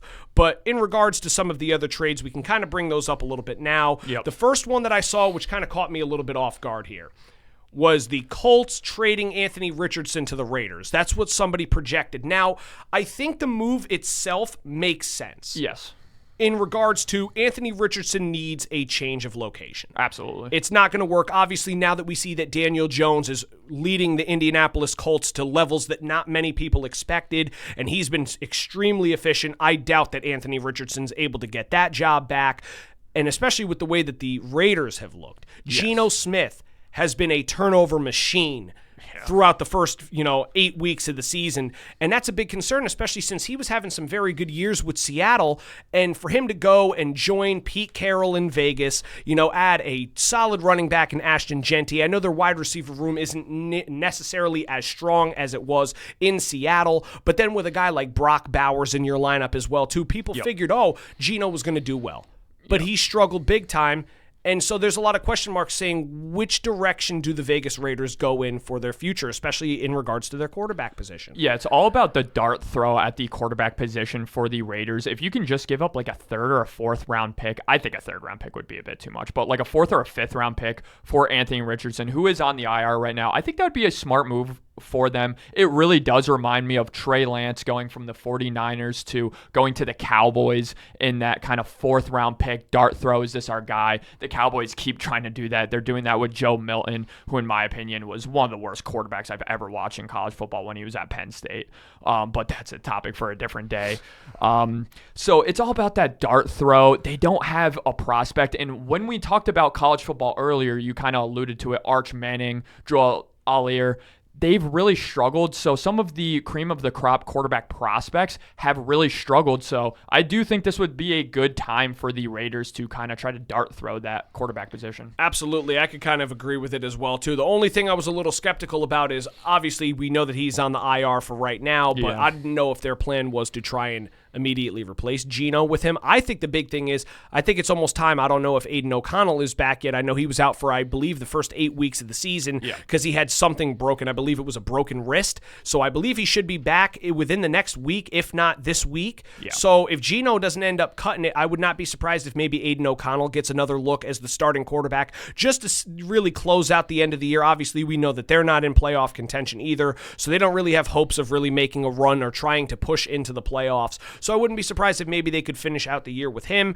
But for the future, I would not be surprised if Anthony Richardson was a move. Now, another one, which obviously this guy was very highly talked about in prior years as well, but especially this one, is the Bengals trading Trey Hendrickson. Now, the team that they want to trade, supposedly, and they said would be a very good fit, would be the Detroit Lions. Yeah. Now, with that move, that makes the Lions a legit contender. Having Aiden Hutchinson and Trey Hendrickson both rushing the quarterback on passing plays, that is going to be an absolute nightmare for offensive lines for whatever teams that they have to match up with later on in the year and even in the playoffs. Yeah, and to me, especially after this week, if they don't end up beating the Bears, this is the time, in my opinion, to trade Trey Hendrickson. Of course, he's been very upset with the organization over the past couple of years. And when you look at the Detroit Lions, of course, they had a very disappointing playoffs last year, but they were without Hutchinson for that playoff run. So for them to go really no good edge rushers going into that playoff run to two phenomenal guys, one guy who literally led the NFL in sacks last year, and the other guy who, from an analytical, statistical standpoint, going up to that point was a potential defensive player of the year candidate. I mean, that would be phenomenal and huge for their playoff push. And from a leverage standpoint, I do think the Bengals have some good leverage here. They could still argue that they're kind of in that playoff push to get some more trade value. And for the Lions, they've never won a Super Bowl. Again, they could use reinforcements on the edge position. So you can see them trading a second round pick, I think, for Trey Hendrickson. Oh, absolutely. I think that he could definitely get some really good value for the Bengals. Obviously, like you said, he's been a former sack leader in the NFL. Yeah. And when you pair him with a guy, especially like Aiden Hutchinson, who a lot of people were questioning whether he would ever elevate back to the same level he looked at after a gruesome leg injury that ended his season last year. He's been phenomenal for them this year, and he's definitely been in the consideration for one of the defensive players of the year as well as the comeback player of the year award for this season. So adding him alongside a guy like Trey Hendrickson could really do some damage for that Lions defense. Like I said, make them legit contenders. They would become a big problem defensively for a lot of teams, and I think it really depends on what happens with this Bengals game this week. If they could find a way to beat the Bears and they're still technically in a playoff push, I wouldn't be surprised if maybe they could use a little bit more leverage and sneak a little bit more out of the Lions to try and get him.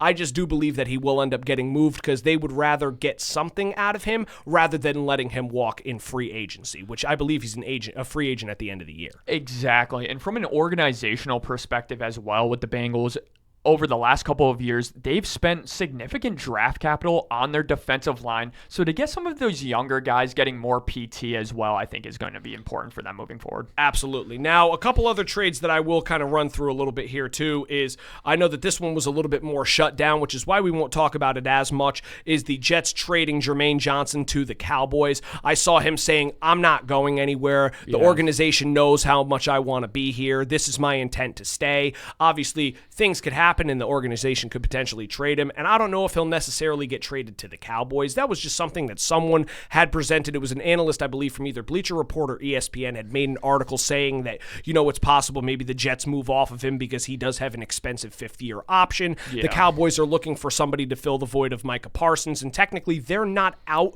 of the playoff picture yet.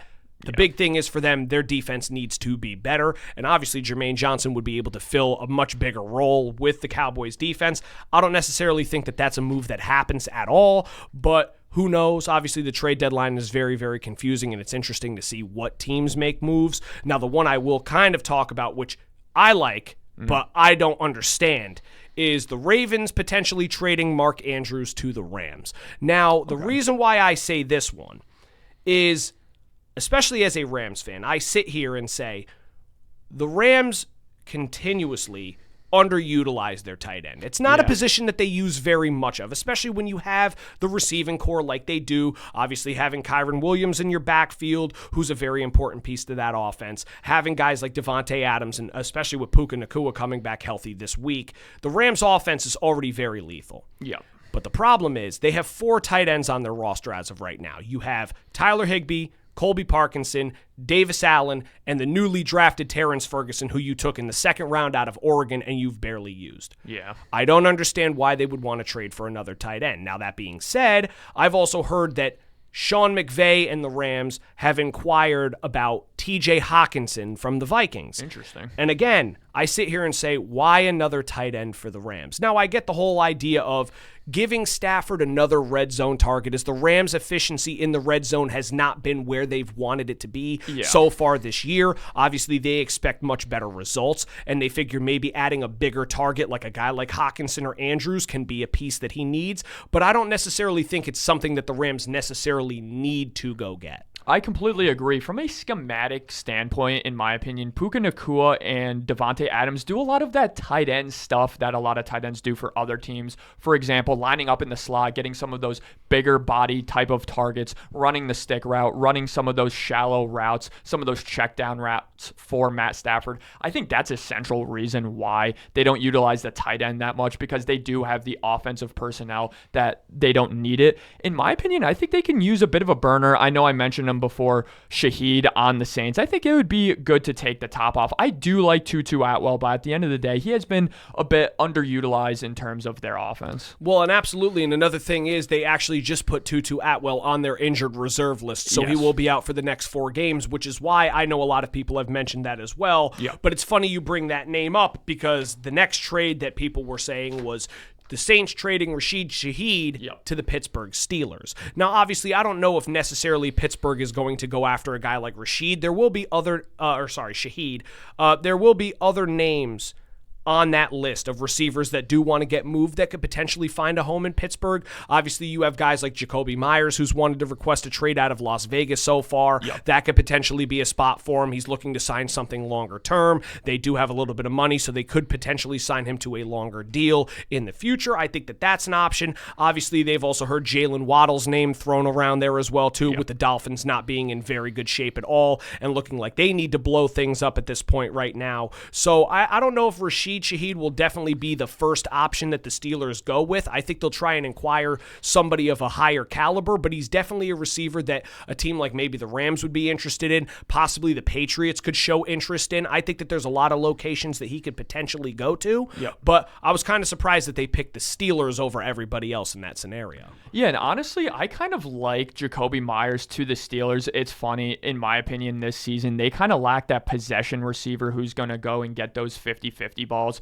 In my opinion, I think DK Metcalf has been one of the most overrated 50-50 ball receivers in the NFL. He just doesn't have that natural feel for contorting his body in air. He's a bit stiff, and his hands aren't great. He's more of a body catcher. I think in the vast majority of positive plays for the Steelers this season, it's kind of been after the catch for him.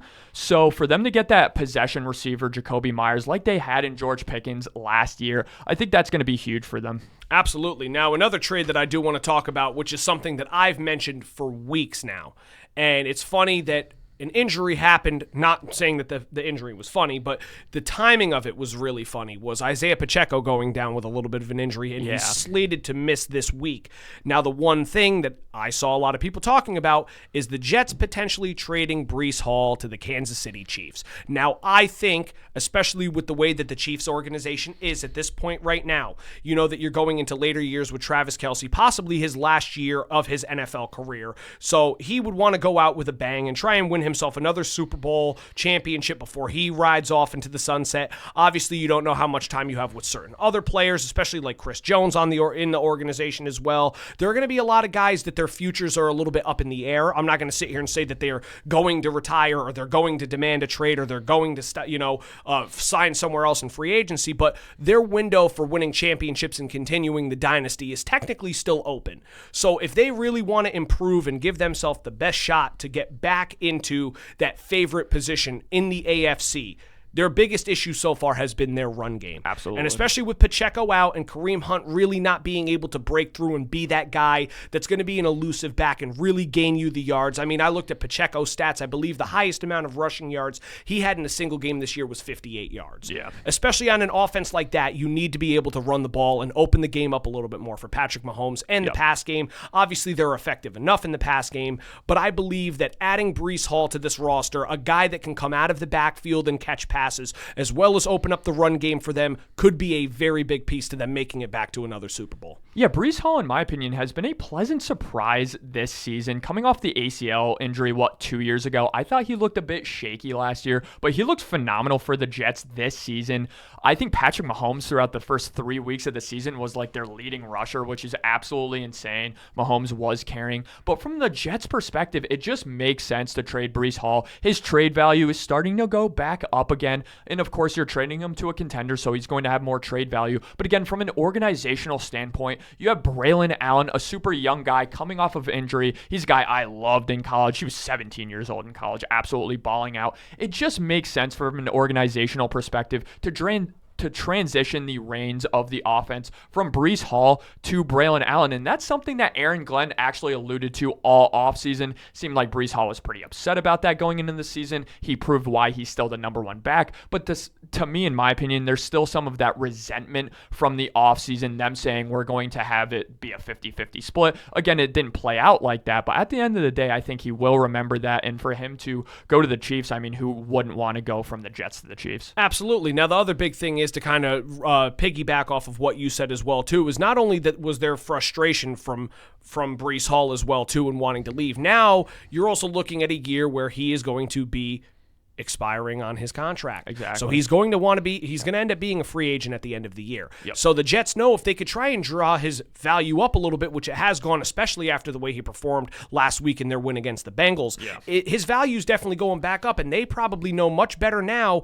If we let this guy sit and we do not move him at all and he continues to play for us, the good chance is he's probably gone at the end of the year and you, again, get him for nothing. Whereas now you could potentially trade him to the Chiefs, who probably have some picks that they could throw your direction and help you in your rebuild under Aaron Glenn now that he would have 1 full year under his belt going into his next year. So I think that it is the right move, along with the fact that, like you said, Braylon Allen's been extremely good. It's unfortunate he got injured this year, so he was out for some time. They also saw a big show out from, I believe his name is Isaiah Davis, who's one of their other running backs. He looked extremely good in the last game as well, too. So the backfield does look like it is in good hands, even after the departure of Breece Hall, which would be more of a reason why I think they would move off of him. But now the last trade that we will talk about, and this is kind of funny because you mentioned before the whole Jacoby Myers being the possession receiver that the Steelers need.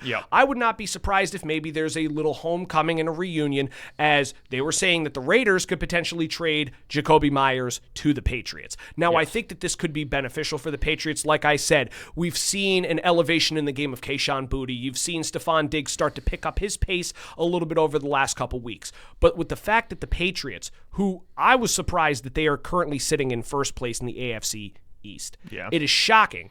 but they have been extremely good. They have an opportunity with the schedule that they have to potentially get themselves a fairly good seed in the NFL playoffs and find themselves in a good spot to where if they can bolster not only their back end a little bit like we've talked about with some of their trades, but also add another receiver to help complement and give help to Drake May, this could potentially be a season that the Patriots make more noise than many people thought were going to happen before the season started. Yeah, I feel like the Patriots are giving me like 2017 Rams vibes, where you had Goff coming off of a struggle of a first season with Fisher. Fisher gets fired. They bring in a new coach, and they look absolutely phenomenal in the second year. Jared Goff completely turns around in his career. And while I don't think anyone was counting out Drake May from last season, I do think he flashed it last season. He just looks absolutely phenomenal this season. I mean, he outright outperformed Josh Allen in that game against the Bills. So for them to start managing their assets like the Rams did and say, we're not really caring about these draft picks. We're going to start transitioning these draft picks into win-now players. I think that would be a phenomenal thing for them. Now, I know a lot of Patriots fans have a bit of a hang-up about Jacoby Myers. Last time they saw Jacoby Myers, he had that disastrous all-time bad play against the Raiders to lose the Patriots that game. But again, Jacoby Myers, he was banged up to start the year. But I do think that would be a good trade for them to make. They still do lack that possession receiver. Absolutely. And like I said, it obviously could be a huge thing for Drake May. The team has consistently surprised me throughout the season so far. Yeah. Just adding another guy like him could potentially be something that can help elevate them from a team that is a, borderline contender to a legit contender that could potentially make a run in the playoffs. But obviously, these are just projected trades, not saying that they're going to happen, but if they were to happen, it could be some pretty good moves. I think some of them were a little bit far-fetched from what the media had said, but I think some of them do make a lot of sense. Yeah. But that being said, we will do one last thing before we kind of wrap up the show here, and that's going to be to make our picks for this upcoming week of games. Obviously, it is too late to do the Dolphins and Ravens game, as we saw the Ravens beat the Dolphins 28-6 last night. Not really a shocker. Obviously, the Dolphins are an absolute catastrophe right now. The Ravens are on their get back to try and make a run to see if they can come back and make a playoff push as well. But we do have a lot of good games this week coming up, but we will start out with the Falcons at the Patriots. Who do you think is going to win this game this week? Yeah, Patriots at a -240. I do like the Patriots in this football game. I think they have better quarterback play. Now, of course, they don't have the run game that the Falcons do. Bijan Robinson's been phenomenal, but I like the Patriots passing game to control the Falcons, who have been up and down defensively. And yeah, at the end of the day, I do have the Patriots winning. I was also going to take the Patriots. I think a big thing a lot of people overlook is the fact that the run games against Mike Vrabel's Patriots defense has been limiting a lot, and especially seeing what happened with Bijan last week against a run defense that a lot of people didn't expect to do as well. He got shut down. So against a good run defense like New England, I think that they could also give him some problems. And like I've said before many a times, the Falcons offense runs through Bijan. If Bijan can't get it going for them and you force Michael Penix or whoever they have playing quarterback, whether it be Kirk Cousins this week, no one knows. I think that the Patriots defense is going to give them struggles on top of the fact that their offense is going to give the Falcons a little bit of trouble as well. Game number 2 would be the Chargers at the Titans. Obviously, this one I don't really have to say much on. I think that the Titans just really are not that great this year. The Chargers are looking for another big win to try and make themselves solidified for a playoff push as well, too. I see the Chargers winning this game. Yeah, me as well. Chargers at -600. The odds really do reflect that. The Chargers have been a little bit disappointing, in my opinion. Of course, every single year it seems like they're plagued by the injury bug. But yeah, I do like the Chargers in this game. They have the better offense. They have the better defense. Absolutely. Now, another game that we actually mentioned before, too, was the Bears and the Bengals. Obviously, the Bears traveling to Cincinnati to play. I think this one really depends on whether Joe Flacco makes the start or not. If Flacco gets the start, I wouldn't be surprised to see maybe the Bengals beat the Bears this week. But if Flacco is out and they don't know who their quarterback, I'm assuming it'll probably be Jake Browning that'll be getting the start for them. I'm going to go with the Chicago Bears in that situation. Yeah, me as well. This is a very pick-em 50-50 game, and the odds do reflect that, -145 for the Bears. The Bears make me nervous because they do have so many of their skill position guys on injury report going into this game. DJ Moore, Luther Burden, DeAndre Swift, all questionable going into this game. And in my opinion, Caleb Williams has looked shaky, but Caleb Williams, really something he succeeds at is when he holds onto the ball for a long period of time and he's able to kind of have his receivers get open. He's a phenomenal playmaker in that sense, and I do think the Bengals defense is a good matchup for him to do so. Absolutely. Now, the fourth game of the week week that we have is going to be the Indianapolis Colts traveling to Pittsburgh to take on the Pittsburgh Steelers. I think it's fairly obvious who I'm going to go with this week. I am also going to stick with the Indianapolis Colts. I think Jonathan Taylor is currently at an MVP pace right now. He cannot be stopped. 4 games so far this year with 3+ touchdowns in each. He leads the league in touchdowns and rushing yards. He's actually about to eclipse 1,000 yards. I believe he's only 150 yards away from eclipsing that already. He is looking like the best running back in football right now, especially with the way that the offense is clicking. Daniel Jones being able to connect with Michael Pittman, Tyler Warren, Josh Downs, Alec Pierce. Yeah. The team is just built, and their defense has been solid. I'm going with Indianapolis this week. Yeah, I'm going with Indianapolis as well at -170. Their team really does fit that kind of outdoors mentality, of course, with Jonathan Taylor, even though they are a team that does play indoors.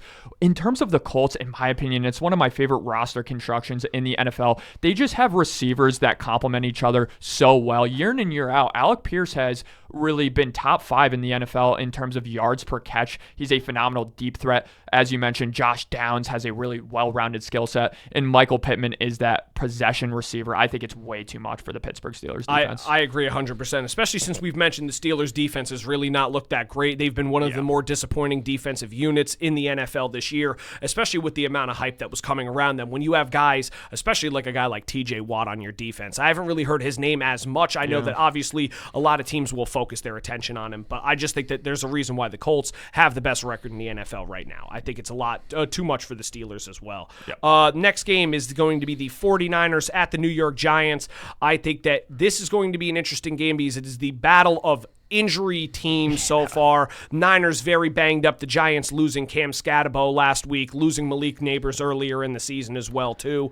I am going to take the San Francisco 49ers to win that game. As much as it pains me to say it, I know this is a game where every time I pick against the Giants, they win. Every time I bet on the Giants, they lose. I'm going to take the 49ers this week to win in New York. Yeah, I'll be honest. I'm a bit surprised at this line. It's -145 49ers. I thought they would be a bit of a bigger favorite going into this game. I am going to pick the 49ers. The 49ers this year have been able to overcome injuries pretty consistently. Christian McCaffrey's been really good. And I think a quarterback controversy is low-key brewing in San Francisco. We'll see who gets the nod this week. I think it might be Purdy, but at the end of the day, I just think the Giants are too injured right now. I agree as well, and I think that especially with the style that we see from Kyle Shanahan, he has a very good system that he runs, not just offensively, but defensively. Even after losing so many guys, they found ways to be competitive, regardless whether it be to injury or free agency or trades. They lost a lot of guys. They've still been very competitive. Giants being banged up and being down 2 of their focal points of their offense in Scatabo and Neighbors. I just don't think it's enough for them to win, so I'm going to give it to the 49ers.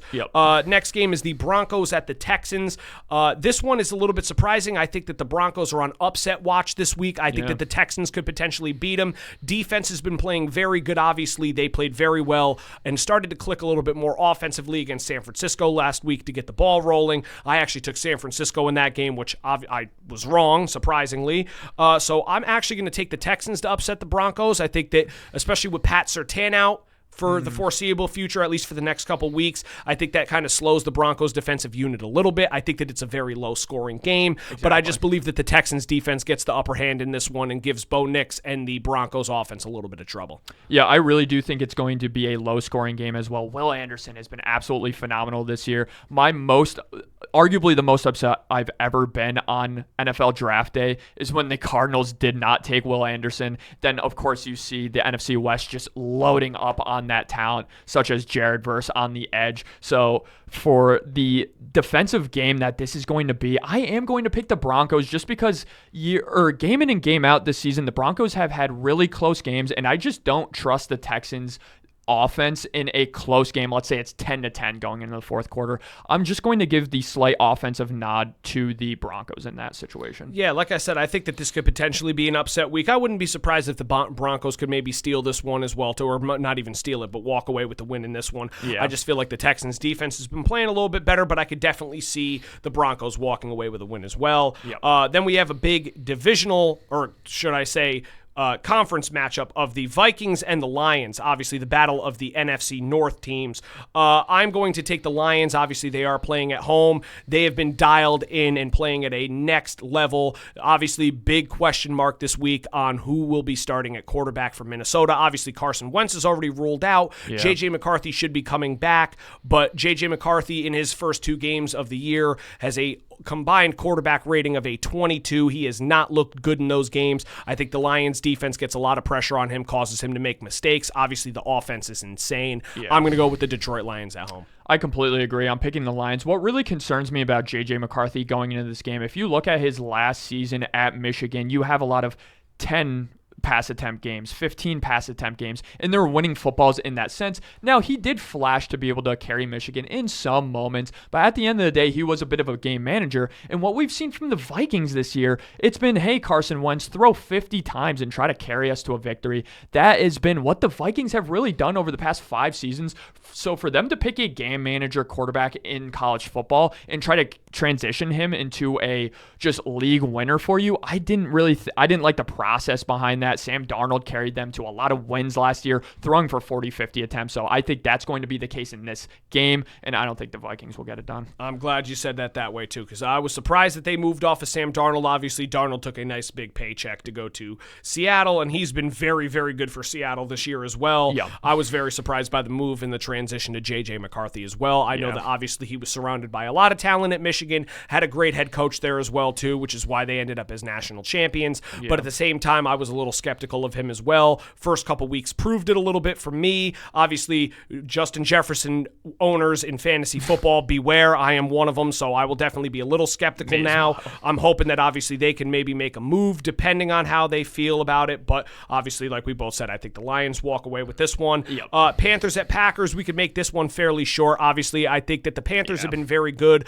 Obviously, when it comes to their home games, the road, they have not been nearly as good. Packers defense has been stellar this year. I think that the offense especially is going to have a little bit more momentum coming off of last week's dominant performance against the Steelers. Jordan Love is going to look very confident. Josh Jacobs has still been very good this year. I'm going to take the Packers to win that game at home. Yeah, I'm taking the Packers at minus 900. Now, I do think the Panthers have been sneaky solid this year, and I think the Packers have been sneaky disappointing this year. Obviously, they look phenomenal week 1 against the Lions, and that win continues to age well. But at the end of the day, the Packers have played a lot of close games, but I do think the defense is starting to get in rhythm here. Watson is coming back for the Packers here, and so I do like the Packers to win this game. Yeah, plus on top of the fact that, like you said, they've played a lot of very competitive games.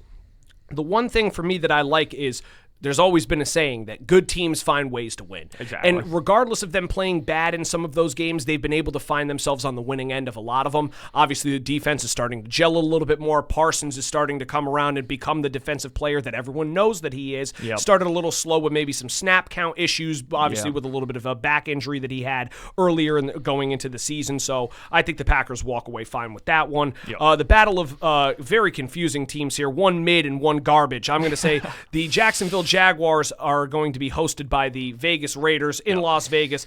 I'm going to take the Jacksonville Jaguars to get back in the win column. I just don't think the Raiders have what it takes. They've been very bad over the past couple weeks. Geno Smith, again, like I said, turning the ball over a lot. We haven't really seen the breakout from Ashton Genty that we wanted to. Obviously, the O-line's been a big concern for them too, and I think this is kind of the final week where they have Jacoby Myers on their roster as well. They, however, are getting Brock Bowers back, which should be a big change for them, but I just think that the Jaguars, especially after the way that they played against the Rams, they need to come back off of a bad loss and kind of reestablish themselves in contention to try and make a playoff run later on in the year. Yeah, I completely agree. Their division has been a bit shaky in the AFC South, so they're going to continue to try to make that playoff push. I do like the Jaguars at minus 155. It's like the matchup of the inaccurate quarterbacks this week in that game. And what it really boils down to, the Jaguars have done a phenomenal job at scheming up kind of false looks pre-snap from a defensive perspective. And when they're consistently tricking quarterbacks and getting those turnovers at a high rate, I mean, that's just a no-brainer to pick them over Geno Smith, in my opinion, this week. Absolutely. And like I said, it's sad to see the way that Geno went because he did look like he had finally turned a corner the minute he went to Seattle after a rough start to his career. Yep. Then to go back and, align with a familiar face and a head coach of Pete Carroll taking the job in Vegas, having some younger weapons as well, too, especially a guy who many consider as the number one tight end in football, especially after the way he performed last last year. We figured that Vegas was going to start to find their footing a little bit more. They have not looked good. Obviously, the Jaguars, their culture has completely changed under Liam Cohen, bringing in a lot of fresh faces. Trevor Lawrence, although he has not looked at his best, has found ways to win games. We've seen an emergence from ETN once again, although he had looked a little slower against the Rams and in prior weeks, but I think he can kind of get back to that rhythm as well. So it's no-brainer to go with the Jaguars. You have the Saints at the Rams this week. Rams obviously coming off of a bye. Puka Nacua back in the lineup for the Rams. Obviously, this is a no-brainer for me. I'm going to take the LA Rams. Saints are just, a team that's really needing to go through, or they're currently in the middle of a rebuild, starting a quarterback that has not started an NFL game yet against a defensive line that is known for terrorizing their opponents. It's going to be a rough day for New Orleans. Yeah, and I honestly don't like Shuck going into this game at all. Of course, I am going to pick the Rams to win this one, but Shuck is a guy who's going to really lean on his mental processor. Of course, he is a quarterback who, I want to say he was in like the same high school class as like Bryce Young, for example. He's an older guy in there, and for him to not be really talented from a physical talent perspective, he's going to be running for his life out there, and I just don't think that's a good schematic standpoint matchup for the Saints there. And especially in regards to coaching too, I think when it comes to the head coaching between the Saints and the Rams, there's no doubt in my mind that the Rams have the clear-cut edge in that matchup. I think that the roster itself, as well as the coaching, the Rams just have the premier talent. Obviously, coming off of a long rest week after the bye, playing in London against Jacksonville, playing at home, everybody's back healthy. I'm going to take the Rams. Then obviously we have one of the games of the week this week, a big AFC matchup between the Kansas City Chiefs, who are finally starting to find their footing, versus the Buffalo Bills, who need to kind of get themselves a little bit back on track. Even though they did do that against the Panthers, they had struggled in prior weeks and kind of want to prove that they are no joke in the AFC and they're legit contenders once again. In this game, I'm actually going to take the Chiefs to win. I think the Chiefs do need it a little bit more than Buffalo. I think Buffalo's still got a little bit easier of a stretch the rest of the way out. They're going to have to play the Dolphins and Jets again at some point. Those are two wins that they should have, whereas the Chiefs, obviously adding Rashee Rice back to the lineup has been key for them. Mahomes didn't look that great in the first half against Washington, but after those two interceptions, he really settled in. They were able to pull away against a Washington defense that hadn't really been at their best, but still played a little bit better than what a lot of people expected from them. I think that the Chiefs do get another win this week. Yeah, this is an absolute banger of a matchup. The Bills are actually slight underdogs, even though they are at home. I'm actually going to pick the Bills in this one.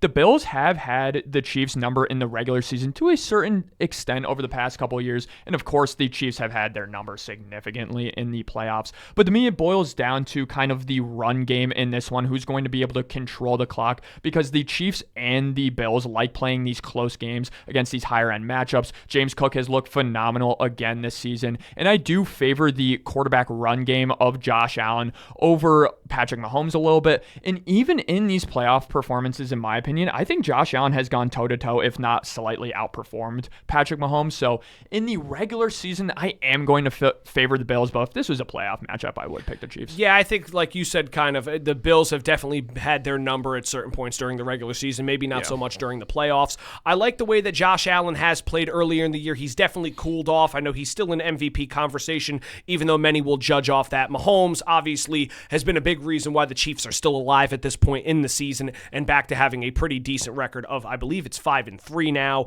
They've been a lot better. Obviously, they started to get healthier. I think this team is starting to build its confidence. The one thing that does scare me is their run game. However, Buffalo's run defense is a very big concern for them. Pass defense, not so much. I think that would be a big area where the Chiefs could pull away, is if they had that elevated run game. Obviously, I think it will be a close game. You took the Bills. I'm going to take the Chiefs in this one, but regardless, it should be a very, very good matchup, and one that I would not be surprised to see later down the road in the playoffs as well once again. Two more games we have left. So we have the Sunday night game between the Seattle Seahawks and the Washington Commanders in Washington. I think we kind of mentioned it before. I'm going to go with Seattle on this one. I think that the offense has been clicking in all regards. Jackson Smith-Njigba has been incredible this year. Offensive Player of the Year caliber. Obviously, it's no shot at Jonathan Taylor, because Jonathan Taylor right now is the clear-cut favorite in my opinion. But Jackson Smith-Njigba is not too far behind him. Sam Darnold continues to look like he did when he was in Minnesota last year, really passing the ball well. He could potentially be a sneaky MVP candidate as well if Seattle can keep going the way that they're going. I think that their defense has has been a little bit better over the past few weeks as well. Washington's still struggling, but the big thing for me is Terry McLaurin looks like he's going to be out once again for Washington, so I think that the Seattle Seahawks capitalize. I completely agree. And Terry McLaurin, you see how he transformed that offense, and he looked really phenomenal in the game that he did play, but unfortunately he's going to be out again. I am picking Seattle. Sam Darnold's been absolutely clinical this season. I mean, he was the number 1 PFF graded quarterback, I want to say, still going into this week. So he's been phenomenal. Again, Jackson Smith and Jigba. And their run game has been a bit inconsistent, but they do have a two-headed monster in the backfield with Kenneth Walker and Zach Charbonnet, and I do like them against a Washington defense that, let's be honest, I think was propped up from their schematics last year and didn't really have the personnel and talent, and I do think that is showing for Washington this year. Absolutely. I think that they've gotten exposed. I think some of the age of their defense has been a little bit hurting for them as well, too. Obviously, Bobby Wagner has still looked fairly decent in his season, but he's definitely not performing at the level that we once saw from him in earlier years. Obviously, losing a couple guys as well, and the secondary has been one of their big struggles that they've had. I think that Sam Darnold can pick apart their secondary fairly easily. He's got some good weapons with him, like we said, with Smith and Jigba, as well as Cooper Kupp, depending on if he plays. He's got a couple sneaky options on that offense other than those two as well. I just think that, like you said, Sam Darnold's been clinical. I think the Seahawks pull away. And then for the game of the week on Monday Night Football, it is going to be the Arizona Cardinals at the Dallas Cowboys. Obviously, I'm sorry to say this because I know you're a Cardinals fan, but I'm going to take the Dallas Cowboys. I think that the way that Dak Prescott has looked over so far this season, he has been incredible. Adding CeeDee Lamb back and getting him into a little bit more of a rhythm after he was missing time due to injury, he's been very good. George Pickens has elevated. We didn't see much from Ferguson last week. I think that will change a little bit. He's a very crucial part to that offense and is one of the better receiving tight ends, I'd say, in football at this point of the year. Like I said, Dallas's defense is a little bit shaky. Wouldn't be surprised to see a little bit more of a high-scoring game here just because the offenses can find their groove, but I am going to take Dallas to win that game. Yeah, I am going to have to agree with you. I'm picking the Cowboys in this game. Now, Kyler Murray does make his debut start coming off of injury. Obviously, a storyline going into this game. He's been absolutely phenomenal, not only in that stadium specifically, but just against the Cowboys and in Texas in general. One of the best Texas quarterbacks in really high school history at Allen High School. But for the Cardinals, really the key and why I do think they're going to lose the game is the lack of run game and the lack of control over the time of possession in this game. I actually like the Cardinals' ability to have these long, drawn-out drives, but at the end of the day, I don't think that's going to be sustainable with Bam Knight and Amari DiMercato being in their backfield. If they had a healthy James Conner, if they had a healthy Trey Benson going into this game, they could keep Dak Prescott, who's been, in my opinion, a top 5 to 6 quarterback in the NFL this season. He's looked unreal, absolutely surgical. For them to have Dallas consistently on the field, I just don't think the Cardinals have the secondary help, specifically in the cornerback room, to be able to stop these guys from a consistent standpoint. And Dallas, I think, has been very surprising with Javonte Williams and their run game this season. So from an offensive perspective, I think it is just an enrichment of talent. I think Ferguson's one of my favorite tight ends in the league. So yeah, for Dallas, I just think they are going to be an offensive powerhouse in this game. And I think the Cardinals bend but don't break type of defensive game plan they do have with Jonathan Taylor and that heavy cover for Vic Fangio type of scheme. I just think it's a bad matchup against Cowboys and a quarterback who at this point of his career isn't that physically talented in Dak Prescott. I think he has below average league arm talent for a starter, but where he shines is being surgical against those soft zone defenses, and that's just a terrible matchup for the Cardinals. Yeah, and especially I like the fact that you mentioned that Javonte Williams has been extremely good. I know a lot of people kind of wrote him off a little bit at some points in his career, so seeing him be able to revitalize himself and prove that he is one of the league's top backs at this point, at least in regards to rushing yards, that's been a big addition for Dallas as well, too. Like you said before, Jake Ferguson last week really did not do much. I believe he finished the game with 1 or 2 targets but didn't have any catches.